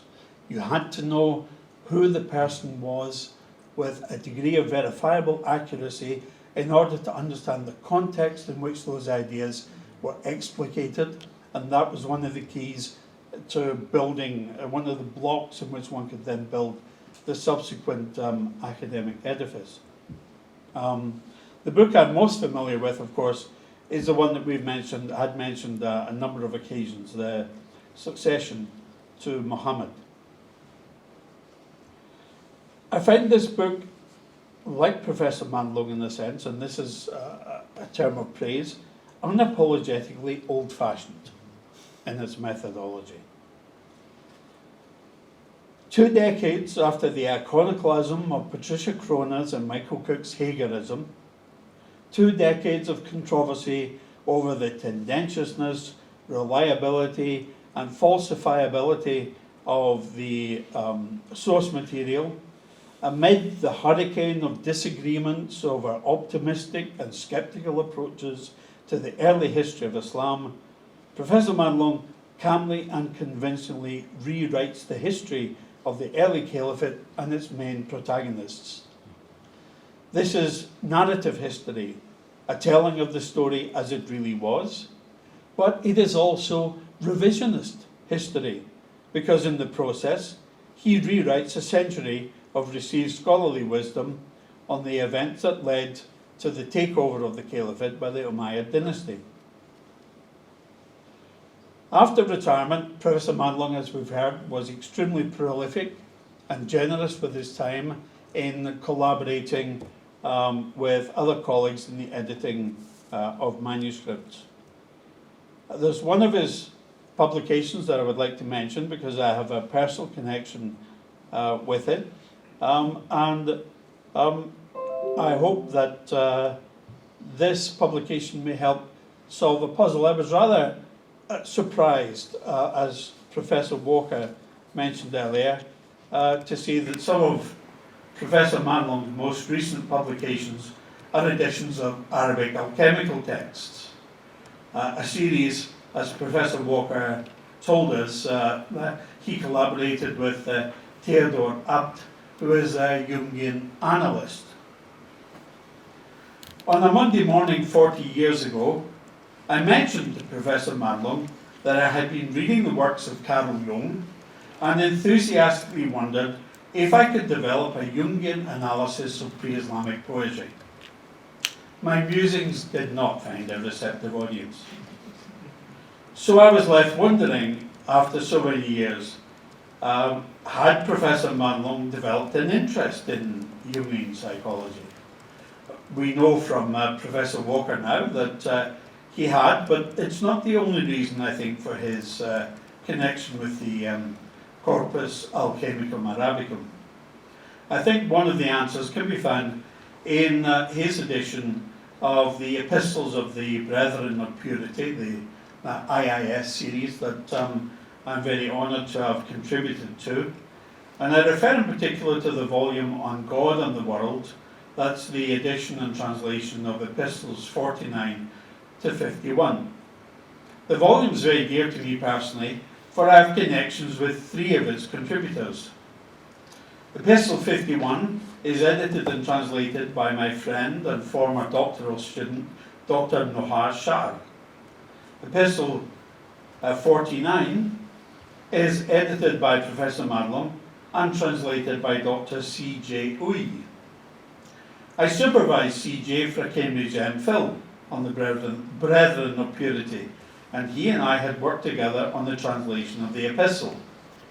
We had begun working together on the edition of the text when I had to withdraw from the project. I was delighted to learn later that C.J. had been given the chance to work with and learn from Professor Madelung. So this is a book that intersects with me in many surprising ways. I find an answer to Professor Madelung's interest in alchemy in his note on the text to Epistle 49. He identifies one of the authors of the epistle as Maslama bin Qasim al-Qurtubi, the author also of the alchemical text, the Rutbat al-Hakim. This, of course, is one of the texts Professor Madelung edited for the alchemy series. So whether Professor Madelung developed an interest in late in his life again in Jungian psychology, I find moot.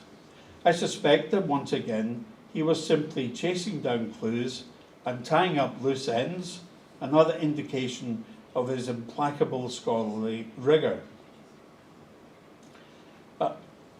Dr. Omar also asked me to say a few words about Professor Madelung's legacy, and I will try to do that as I conclude. We've heard mention of him in the company of Professor Dr. Joseph Van Ness, whom we used to refer to as Sheikh Yusuf. Affectionately, it wasn't a term of disparagement. But I would also like to mention Professor Madelung along with the American scholar of the early Kalam, Richard Frank, because the three of them together brought the study of early Islamic doctrines into the modern era. And they all paved the way for the resurgent interest in the modern academy in theological schools, doctrines and systems. I've been very fortunate in my career to have known all three of them personally and to have collaborated or corresponded with all three of them. The one accomplishment that I think that all three of them shared was the thing that I think characterized for me Professor Madelung's scholarship. They were all wonderful Arabists. They knew the classical language inside out. Without that deep knowledge of Arabic, I think Professor Madelung would not have constructed his groundbreaking studies in the ways that he did. I would encourage any students or young scholars listening to emulate this now sadly lost generation in their dedication to learning classical Arabic, because without it, no one can be a true scholar. Thank you.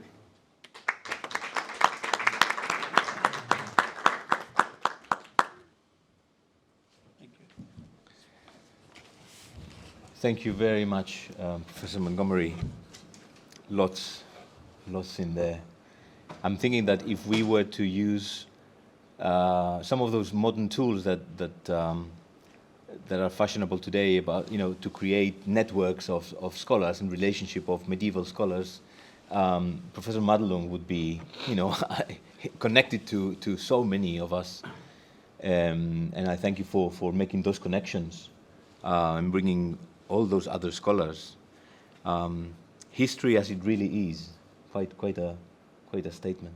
Those are his words. I think in the dedication to the succession to Muhammad, he thanks his mother for showing him history as it really is. And so, of course, that's the other connection that we rarely mention in these sort of events. We've heard about Professor Madelung's wife and his son, but we all have parents who have produced us as the individuals that we are. And that is why the German term Dr. Mutter or Dr. Vater is so evocative. It captures that unique scholarly relationship and maps it on to how we're all formed as individuals. And of course, Professor Madelung had something conservative about him in the way he went about things, but he was also bold. Yes. Very bold. And in his latest stage, he some of the articles on the Ikhwan Safa or on Hamdan Qarmat, he found evidence in sources, and because he was very certain about his Arabic and the sources that he knew, he knew where to take that. Yeah. In ways that others would have said, oh well, I only found that in one source, I'm not sure. Yes. Yeah. All I would say is, if you want an example of it, the very short preface, I think it's only 1,000 words, to the succession to Muhammad, encapsulates all the weaknesses of those 2 decades of controversy that Hagerism had given rise to, about the possible tendentiousness of the sources and the fact that we couldn't work with them. In the phrase "reading between the lines," when you read that preface, other scholars would have taken a monograph to say as much as he does in that 1,000 or so words. It's quite amazing.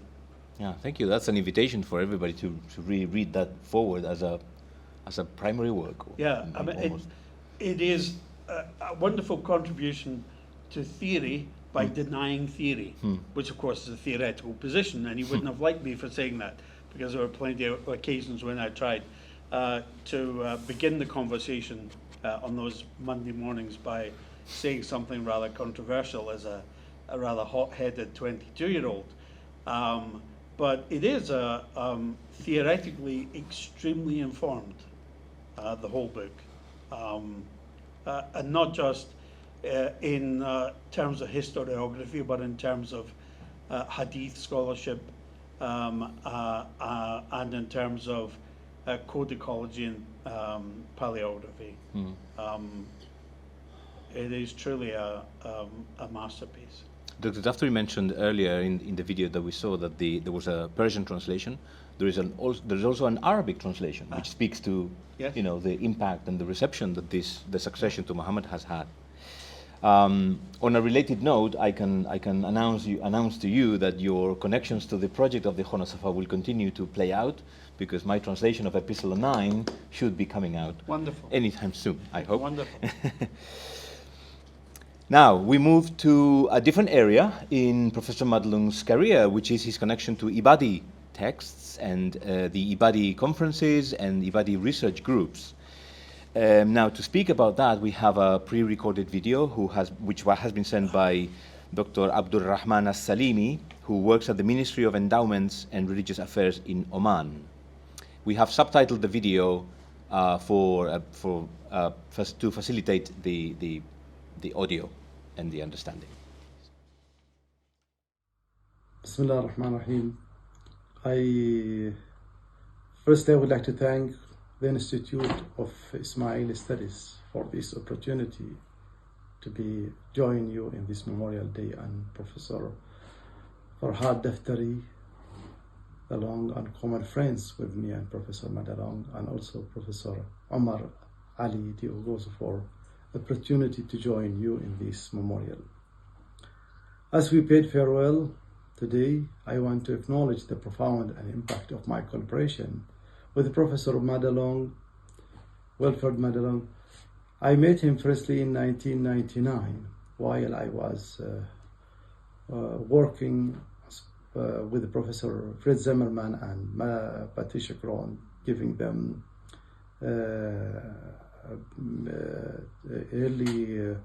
I give them some copy of manuscripts while they are working in the episode of Salim bin Dakwan. Then we embarked our journey to exploring early Ibadi text, theology, and literature in different fields.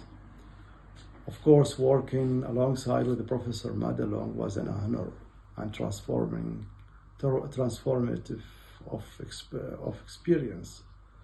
I know Professor Madelung while I am working in my PhD earlier through his major text was benefit for me, the religious trends in early Islamic Iran, which is as a contribution to understand the development of early Islamic Iran in Iran. And the second, of course, Kitab al-Najat by Imam Ahmad Nasr al-Din, the Imami Zaydi, who refute the arguments of Abdullah bin Yazid al-Fazari, the Ibadi theologian, who lived in 2nd, 8th century. I immensely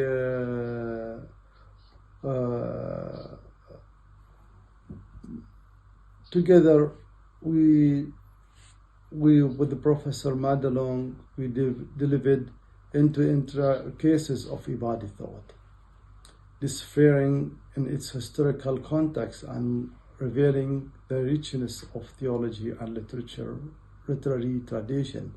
Especially he was focusing on early Ibadi texts, which has been written in the 2nd and 3rd and 4th century, about from 8th and 9th, 10th century. This is his major focusing, and we published several texts, and beside that he published many papers and studies published in several journals and books, editing books. And also with Professor Madelung, he was introduced me to the groups of Mu'tazili, beside Professor Madelung, Professor Sabina Schmidtke and Gregor Schwabs, we are there establishing the Mu'tazili groups in 2003, and we work along how to edit the Mu'tazili manuscripts too. Professor Madelung also, he was the major contributor with and supportive for establishing the Ibadi conference, along with Professor Vanes and John Wilkinson, managed by Celia Francesca and supported by Heinz Gaube.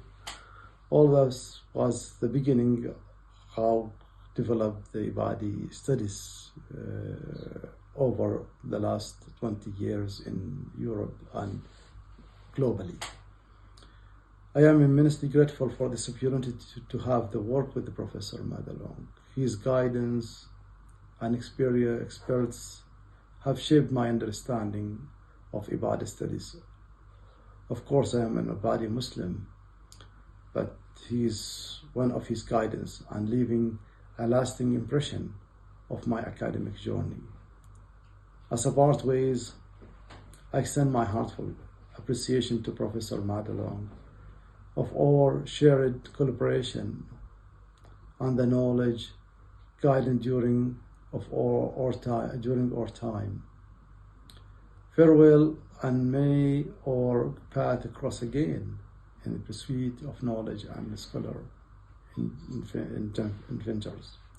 Thank you very much for this opportunity, and I wish you all my best to you. Thank you. Thank you very much, Dr. Al-Salimi, for sending this. I know that you are traveling. For those attending in person, you can see some of the incredible Ibadi texts that have been published as a result of the collaboration between Professor Madelung and Dr. Al-Salimi. Before we move on to Professor Walid Saleh, I have just been sent a note by Professor Ercilia Francesca, who has been mentioned by Dr. Al-Salimi, so please allow me to read the note. Professor Ercilia Francesca is Professor of Islamic History at the University of Naples, at l'Orientale. Professor Madelung was a kind and a gentle person, as well as an outstanding scholar. One of his major works, The Succession to Muhammad, which is a milestone in the history of Islamic studies, inspired me in different ways during the early stage of my research on the beginning of the Ibadi movement in Basra. I met Professor Madelung for the first time in 2008 or 9 at one of the meetings of the Association for Ibadi Studies, which he supported passionately. In 2012, Professor Madelung attended the conference on Ibadi theology I organized at the University of Naples, l'Orientale. He was, together with his wife, an anthropologist, and on that occasion, he was together with his wife, an anthropologist. And on that occasion, they asked me to help them organize a trip to the sanctuary of the Virgin of the Ark to see the procession. I was very concerned about two elderly people venturing into a crowded and potentially dangerous place, but they insisted and eventually succeeded to go. This curiosity of Madelung for aspects even far away from his studies impressed me greatly.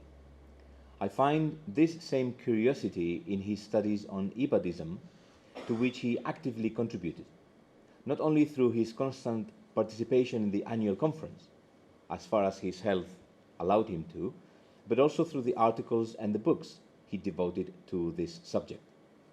The editions of early Ibadi texts he published along with Abdurrahman Al-Salimi, early Ibadi theology, 6 Kalam texts by Abdullah ibn Yazid al-Fazari, Ibadi texts from the 2nd, 8th century, and early Ibadi literature are sources of extraordinary value not only for Ibadism, but for the whole early history of Islam as well. In his articles on Ibadism, Professor Madelung contributed to the analysis of the relationship between Ibadiyya and Mu'tazila in early Islam. The Ibadiyya and the Mu'tazila both arose as distinct religious and political opposition movements in Basra under the Umayyad Caliphate. They initially grew out of the same disaffected milieu, pursued a similar moderate path, seeking to reunite the Muslim community. As they spread their message, their identity became gradually more sharply divided, and they developed apart in different directions. An era has ended with Professor Madelung's loss. May he rest in peace. And this is the end of Professor Francesca's testimonial. Thank you so much for sending that. May I take this opportunity to tell our listeners online that even though you cannot participate through the audio for technical reasons, you can add your questions in the question and answer section, and we indeed have already been receiving some questions which we are going to read. So now we move to Professor Walid Saleh from the University of Toronto. We can see you there. We hope we can also hear you. Please, Professor Saleh, the floor is yours. Can you hear me? Yes, perfectly. Go ahead, please. Good afternoon, everyone.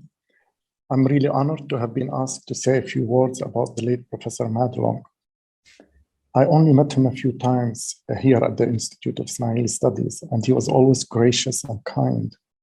But I know him mostly through his scholarship, I want to point to one aspect of his scholarship that made him such a giant in our field. His scholarship was widely impactful. By that, I mean that he was read by us all, something that cannot be said of most of us. Every scholar of Islam has not only read something by Professor Madelung, but more importantly, was deeply impacted. The work that was deeply influential on me was his monograph, The Succession to Muhammad, which has been mentioned repeatedly. It appeared in 1997 during my graduate years.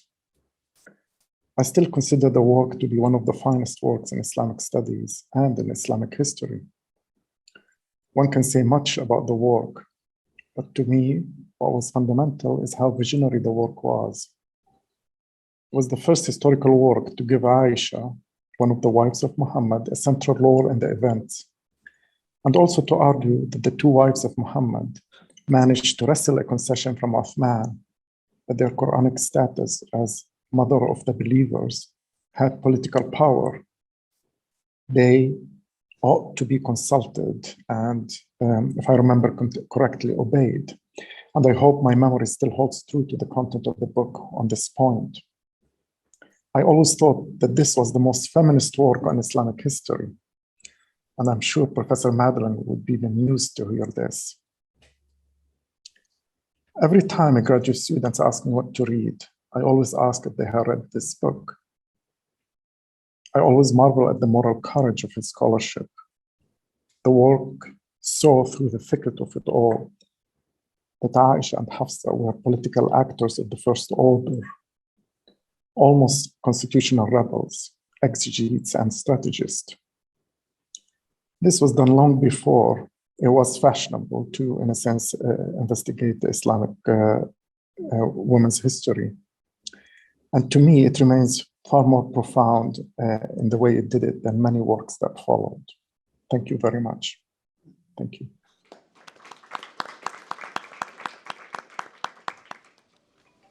Thank you very much, Professor Saleh, and thank you for connecting in an early morning in Toronto. Thank you for your contribution. We now move to two of our panelists or speakers in the room. The first one is Dr. Toby Meyer, who of course is a research associate, has been for a long time at the Institute of Ismaili Studies and who has worked with Professor Madelung on some texts. Please. Thanks. Terse, industrious, acutely intelligent, rather shy, not an easy interlocutor, as the conversation quickly became a question of listening to the views he was sharing, but a very generous scholarly guide, for whom and from whom I felt palpable affection in more recent years. I've been exceptionally honoured to have studied with a scholar of Wilferd Madelung's stature, and later worked with him on a number of book projects, primarily at the Institute of Ismaili Studies. It was all very fortuitous.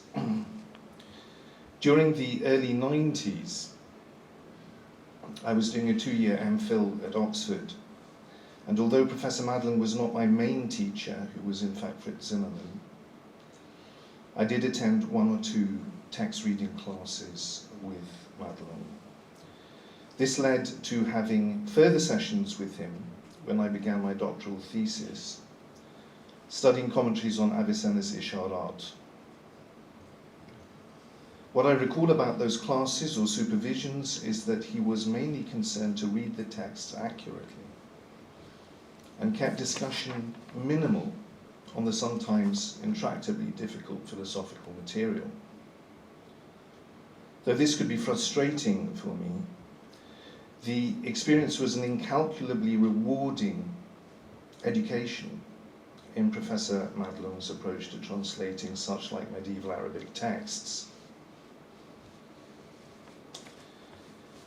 The guideline was to hug the Arabic and avoid taking liberties in the English translation. The objective was to produce a metaphrase and never a paraphrase.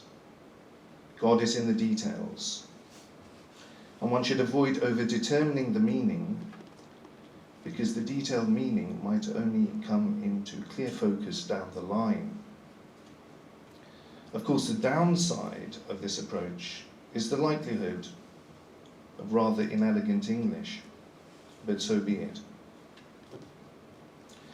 So this would have been in the mid-90s. Then there was a happy coincidence. Just as I was winding up my doctorate and my then wife was having our baby girl, it was Fritz Zimmermann who said to me, there's this institute in London, the Institute of Ismaili Studies, and you might want to find out if there are any openings for you there. And so it was that I applied and got a research associate position here at the IIS in 1998. This was exactly at the time that Madelung retired from being the Laudian Professor at Oxford University and joined the IIS as a senior research fellow. He'd worked on producing a critical edition of Shahrastani's critique of Avicenna, and my doctorate was partly involved, it had partly involved Fakhreddin al-Razi's critical commentary on Ibn Sina's Isharat. So there was a neat progression for me between the projects.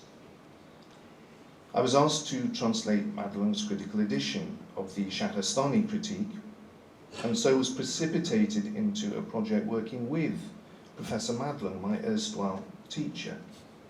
This was amazing for me, very humbling and utterly fortuitous. In all, by the time of his passing a few weeks ago, I did 3 book projects with him. After Shahrastani's critique, published in 2001, we did a second book on a fascinating text from 12th century Yemen, the Risala Mufida by Ibn al-Walid, which was published in 2016.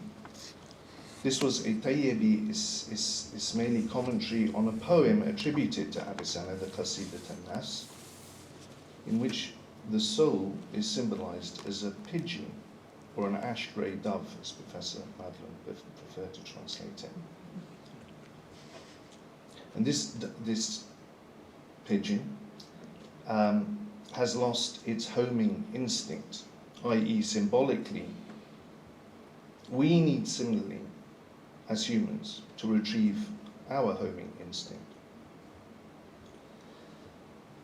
There are, of course, some very esoteric ideas here, not least that the eminent Tayyibi commentator ultimately identifies the lost pigeon with not the individual soul, but the world soul, which has strayed down from its home in the divine presence. The idea that the very world soul is fallen is thoroughly Gnostic, with a capital G. And Madelung loved this text. Finally, we did a last book, which, although completed, has not yet been published, and this has already been referred to. This is a major 10th century text from Al-Andalus concerning Muslim alchemy. It is the Rutbat al-Hakim. It is indeed a precious item from the alchemical heritage of Arabic. And I should add that he developed the edition that's already been published by the Corpus Alchemicum Arabicum, which is on that table, and then I translated that into English, so it's a combined volume. Madelung was thoroughly invested in Maribel Fierro's hypothesis that the true author was Muslim al-Qurtubi. He evidently accepted the idea that this historically occluded figure of the 900s was responsible for this major alchemy text, also for the great text on astral magic, the Ghayat al-Hakim, which became famous in Europe as the Picatrix, translated into Latin. And finally, for the Risalat al-Jamia, which is an attempt to coordinate the thought of the Brethren of Purity in faraway Basra and produce a single overarching system of philosophy from their epistles. So on this view, Maslama is a great esotericist and philosopher of the 10th century who bore responsibility for these very weighty texts. Our completed volume on the alchemy text, the Rutbat al-Hakim, or rank of the sage, is lying with the Corpus Alchemicum Arabicum in Zurich, still awaiting publication. I glimpsed Madelung's surprising, perhaps deeper sympathies and personal enthusiasms when we were working on this text. In the middle of a meeting, when we had referred to Maribel Fierro's thesis on the authorship by the elusive Maslama al-Qurtubi, Madelung turned to me and said with the utmost seriousness, Maslama al-Qurtubi is my guru. Can we not perhaps say that his private sympathies partly lay with such esotericists and intellectual radicals? Certainly with Shi'ism, as evidenced by the succession to Muhammad, but these other aspects of his interests I was pleasantly surprised by. Madelung was not just an assiduous researcher in that rare league of elite scholars of his time, or any time, but he was dogged in his routines. This became abundantly clear in his later routine as a senior research fellow at the Institute of Ismaili Studies, until his health really failed him. But when he was already frail, around up till about 2019, he would still dutifully go from his flat at Belsize Court in North Oxford all the way down to the IIS in London on Tuesdays. And this was a considerable journey for a frail elderly man. Not only did he insist on doing this every week, but for reasons I could never grasp, he insisted on doing this by bus on the Oxford Tube and not by train. And he would arrive at the IIS mid-morning looking some days rather the worse for wear. It was touching and impressive and sometimes quite agitating to witness the effort he put into maintaining this weekly routine, which only really ended with the COVID lockdowns. He and I had some lovely lunches on those Tuesdays in restaurants around King's Cross. And after a beer or two, he would talk rather freely about scholarly things, but also his life and family. Many thanks and God bless you. You're sorely missed, but what a legacy you have left.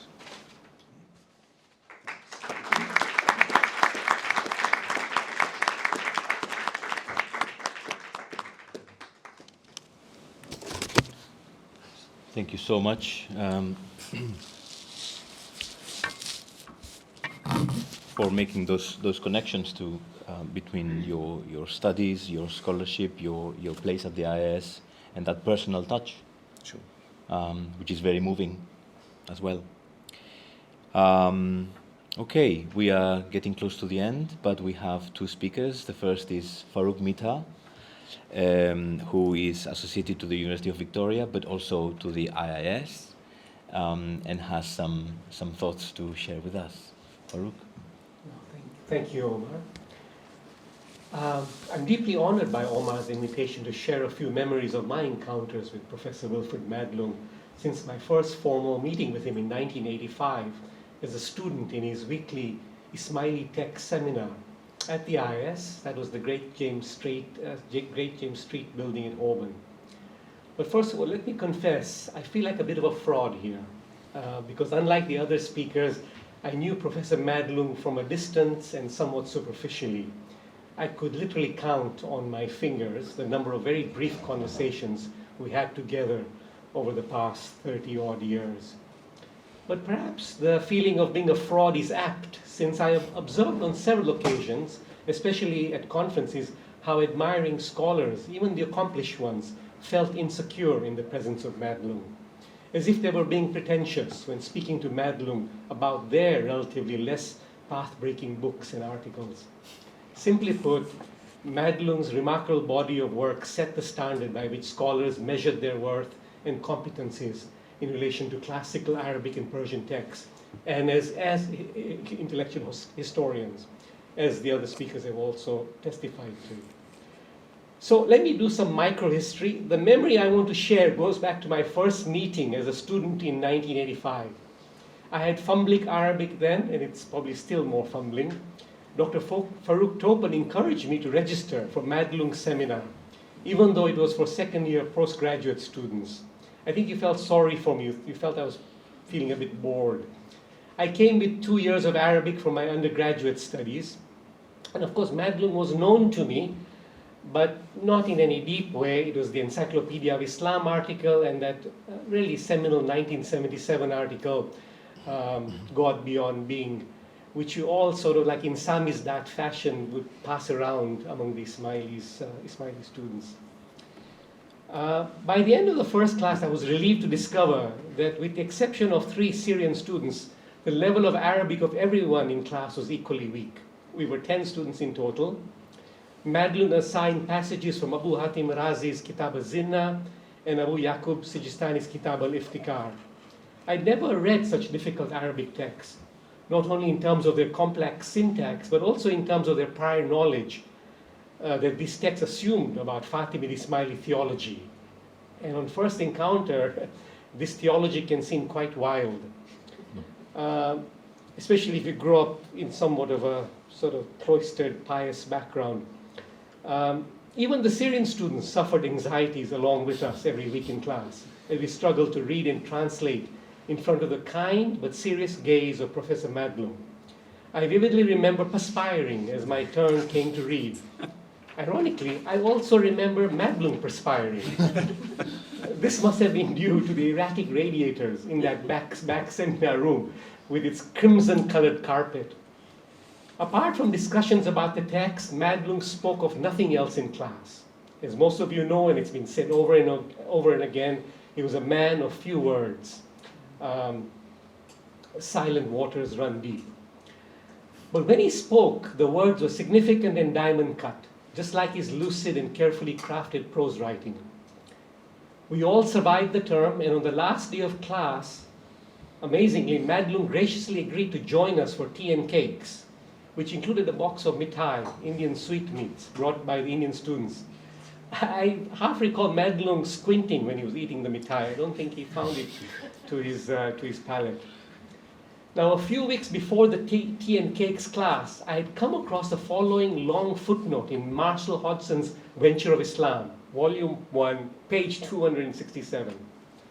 Quote, this is Hodgson, owe much of this discussion of early schools of thought to Wilferd Madelung, who has supplemented orally his discussions in the Imam al-Qasim ibn Ibrahim Undai Globensler der Zeigdatan. That's the 1965 book of Madelung. Hodgson continues to say, but he is not responsible for my interpretations. It is a rich, sound, thorough book which yields more than its title suggests. The footnote goes on, and you can read for yourself Hodgson's qualified signature opinions about the Murjia, the Qadaris, and so forth. But despite Hodgson's qualifications, he keeps praising Madelung. Further in the footnote, Hodgson says, see his masterly appendices, indispensable to an understanding of early Muslim factions. I could hardly believe what I was reading. Hodgson was a scholar hero for my generation of students in Islamic studies. The book, his 3 volumes had just been published maybe not even 10 years before. And as you know, Hodgson passed away suddenly in 1968, age 48. Then came the posthumous publication in 1974 of his glorious 3 volumes, Venture of Islam, which continues to inspire and provoke. Of course, for students and scholars in Ismaili studies, Hodgson's path-breaking 1955 monograph, The Order of Assassins, The Struggle of the Early Nizari Ismailis Against the Islamic World, was and is a classic. It almost had a talismanic sort of effect amongst especially Ismaili students. And if you don't know, for those of you, return to that book, see the last page and a half, the last 3 or 4 paragraphs, you'll be astonished. Especially if you're an Ismaili, it's almost prophetic. it somehow seemed magical that the professor we met every week not only knew Hodgson personally, but influenced his scholarship. During tea and cakes class, I ventured bravely to ask Madelung about his relationship with Hodgson. Initially, he responded in short, clipped manner. Yes, he said, we were colleagues briefly at the University of Chicago, and then silence. Now, and looking back, I can sort of put the chronology together. They were colleagues for 4 years. Madelung arrives at University of Chicago in 1964, age 34, and Hodgson passes away in 1968, age 48. Hodgson is 10 years older than Madelung, but Madelung is precocious because Hodgson first publishes in 1955 both his book, monograph, and that famous article, How the Early Shia Became Sectarian, and Madelung publishes first in 1958. Undeterred by Madelung's reticence, and I was nervous, I nervously kept asking Madelung questions about Hodgson's personality and whether he knew that he was working on the venture, etc. Suddenly the dam broke, as it were. Madelung got animated and spoke to us spontaneously and with some emotion for perhaps 5 minutes about Hodgson the man, the scholar extraordinaire, and Hodgson as an original thinker. He spoke about Hodgson, the devoted family man, taking care of his 2 daughters who kept ill, and I believe they had some congenital ailments and needed much care. How I wish I'd immediately written down what Madelung shared, especially when Madelung spoke about the book that Hodgson was working on before he passed away, which was not the venture, but a book on early Shia Gulat, building on Hodgson's article, How the Early Shia Became Sectarian. And Edmund Burke, the third, and Marilyn Waldron have also talked about this book. So I wonder if there are still some things that are in manuscript that need to come about. Hodgson was taken away in mid-song, and now we can only imagine the loss of not having his book on early Shia movements. Madelung in many ways completed his rich multi-vocal song through his full, active, and long life. How sweet to imagine Hodgson and Madelung briefly riffing off each other on one song. But sweeter still to imagine that Hodgson and Madelung are together now, and that Madelung is enthusiastically making sure that Hodgson is caught up with all the happenings in Ismaili studies since 1968. Or do I mean to say 1977? For those who are this is an inside joke. That IS was established in 1977. Death confers authority on the departed, especially when remembering the achievements of extraordinary singular individuals. Professor Madelung's scholarly achievements are extraordinary, and I believe the singular authority of his work will come into sharper focus in the years ahead as the radiant circle around his work is complete and more visible. For me personally, something unexpected became visible several years after my little book on Ghazali was published. I learned through Dr. Daftari and Patricia Salazar that Madelung was one of the external reviewers, along with Professor Zayn Kassam, of my manuscript. The wonder of how our relationship circles in life keep completing. Today I'm remembering another beloved teacher, Zawair Moore, Ghanaian scholar extraordinaire, who is not keeping well. She would affectionately remind me, Farouk, there is wonder in how our circles of love keep turning and completing. And Omar, I can't give up this moment and say maybe there should be a conference on Madelung's work. It'll be very interesting to see how we would situate him as a historian of ideas.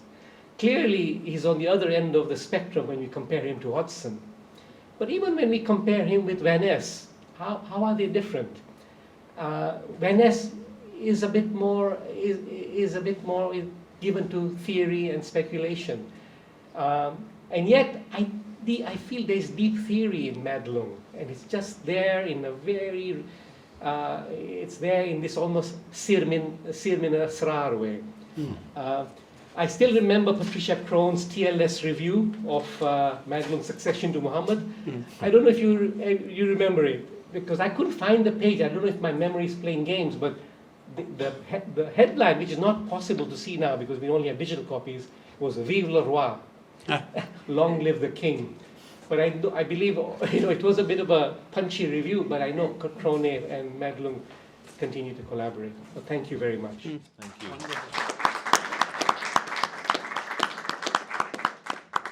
Thank you, Farouk, for bringing such color and such, so wonderful, wonderful references, and the references to Hodgson and those that imagining of the coming together of these giants, one gone young and one gone old. Yeah. Thank you very much. And finally, sorry to keep you waiting, Dr. Kumail Rajani. Thank you so much for accepting this invitation at the very last minute. Dr. Rajani, he works at the University of Exeter, and perhaps, and forgive me, but you represent, a new generation of scholars who are, up and coming with new projects, and we also wanted to hear your reflections on Professor Madelung's work. Please, the floor is yours. Yeah, thank you so much, Omar, and other team members who have organized this excellent event of paying tribute to Professor Madelung. Sorry, I was like a last-minute presenter, so I couldn't prepare something in writing, which I should have done it. But due to last-minute arrangement, you'll have to bear with me and for my couple of observations and contributions of Professor Madelung, which I want to share with you. I do not consider myself to be a colleague or even a student of Professor Madelung, as previous contributors were. Rather, I would like to call myself a student of the students of Professor Madelung. I have prepared a brief presentation, which I would like to share. You can see that? Yes. Yeah, so as far as his contribution and his impact is concerned, and as Umar said, I represent an emerging generation of scholars, and you could see by I had this audacity to ask Professor Madelung to take a selfie, and this is in 2013. So my encounter, being familiar with Professor Madelung goes back to his first article when I was exposed to his article in 1976. I was just mentioning that James advised the younger scholars to how they should be investing their time, effort in learning the Arabic language if they are working with the primary sources. I would rather say that, and it's not an advice, it's just like, a request to senior scholars that if they are working on a particular text or a particular topic or a research interest, they want to be optimistic that down the line, it might take someone 39, 40 years, one would get interested in a particular item and they would build their entire sort of PhD thesis on it. So in my case, 1976 Sources of Ismaili Law was published. I started my journey in 2015, and it was just a short article where Professor Madelung introduces 21 sources, and I just wanted to expand on it and see how we would be able to reconstruct these 21 sources which Professor Madelung has introduced, and later Professor Kohlberg and Paul Walker expanded on it. So that's one source of inspiration. My second inspiration comes from his second work. Second work in terms of my engagement with his works was Kitabul Munazarat of Ibn al-Haytham, and how that particular work reshaped, his work and Professor Paul Walker as co-editors and co-authors of the lengthy and elaborated introduction. So as far as contributions and impacts are we could go on, and previous contributors have expanded in much detail. I would conclude with two lifelong lessons, which I personally think has left an everlasting impact on my academic career is his meticulousness. Whenever you see Professor Madelung, he would come back and say oh, you come from Exeter. I read some work from one of your colleagues, and it's Behbahani. It's not Behbahani, it's Bihbahani. And I was shocked. The amount of time, the amount of meticulousness, what Professor Amir-Moezzi mentioned, surgical precision, And he would be bothered if something has not pronounced accurately in Arabic, or if it's not transliterated in the way it should have been transliterated. So that's something which has lived longer throughout my encounter with him, and in countless book reviews where he would come back and point out like it's Ibn Ubdun and it's not Ibn Abdun, or vice versa. That's one lesson. The last lesson, which I take, is his passion about research. As you could see in this interview, he mentions, I constantly find new meanings. So much of the early work, the texts are still unpublished. His Affirming the Imamate came out in 2021 when he was 91 years old. I could just expect that if I was to live that long, I would like to see myself editing, translating, or researching on various topics of interest and thus contributing to the field. May his soul rest in peace. Thank you very much.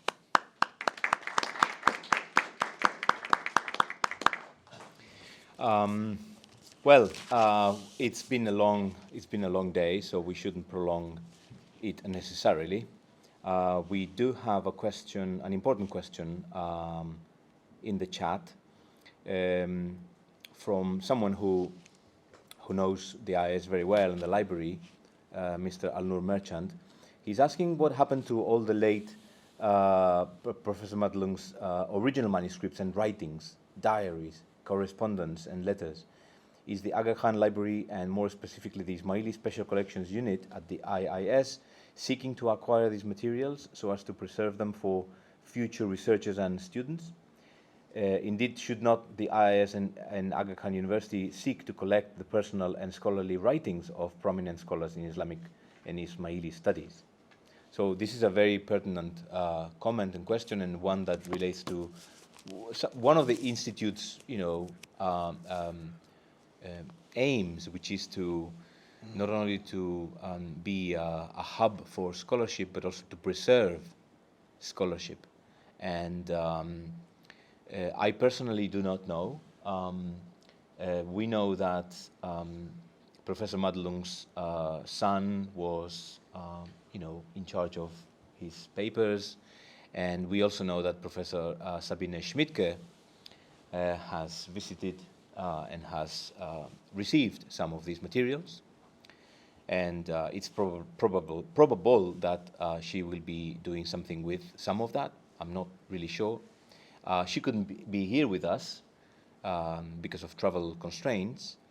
But I would like to send a call to any scholars and colleagues out there to perhaps gather any materials or any papers or letters that you might have that relate to Professor Madelung's legacy, even if they are personal. We heard from Paul Walker's letters, and immediately Professor Zayn Kassam was almost elbowing me to say that we should be publishing those.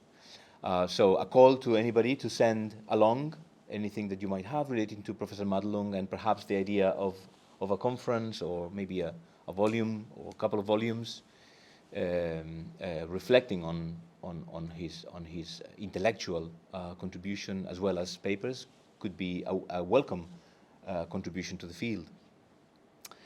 I think it only remains for us to close this event. I would like to thank all of the speakers and all of the audience for being so kind with your time.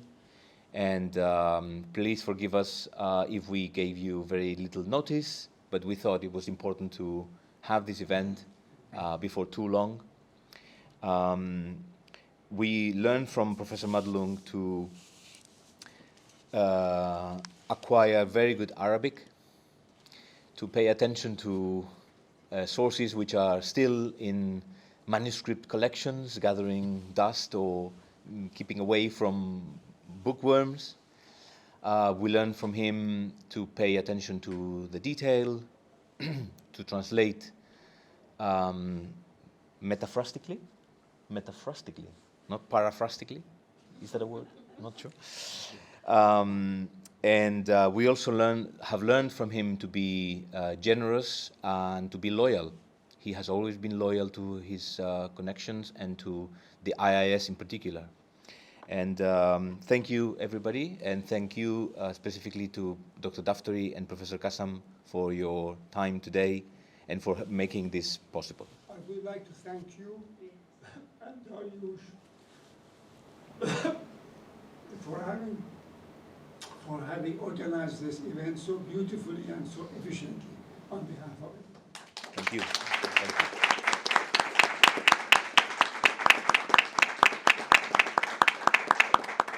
you. We had prepared to finish with an audio. It is 5 minutes, a bit long, but it is a continuation of the previous clip that we played. So please, Dariush.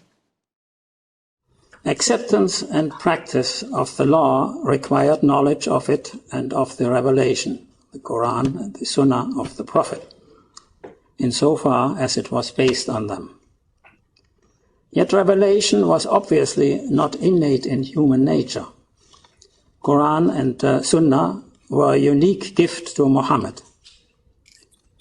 Children born in Islam had to learn them from their parents or teachers, just as children of other religions were taught by their parents. Islam then was grounded in universal human nature, not in the particular revelation received by the Prophet Mohammed, which Islam embraced as it had earlier embraced the revelation of other prophets. Islam was not brought by Mohammed, rather it sanctioned his prophethood. Where then in the human fitra was the basis of Islam, recognition of the universal God, located? For most Muslims in the early centuries, it was in reason, in the human intellect. The Quran itself, of course, often appealed to simple reason, to common sense, in order to convey its message.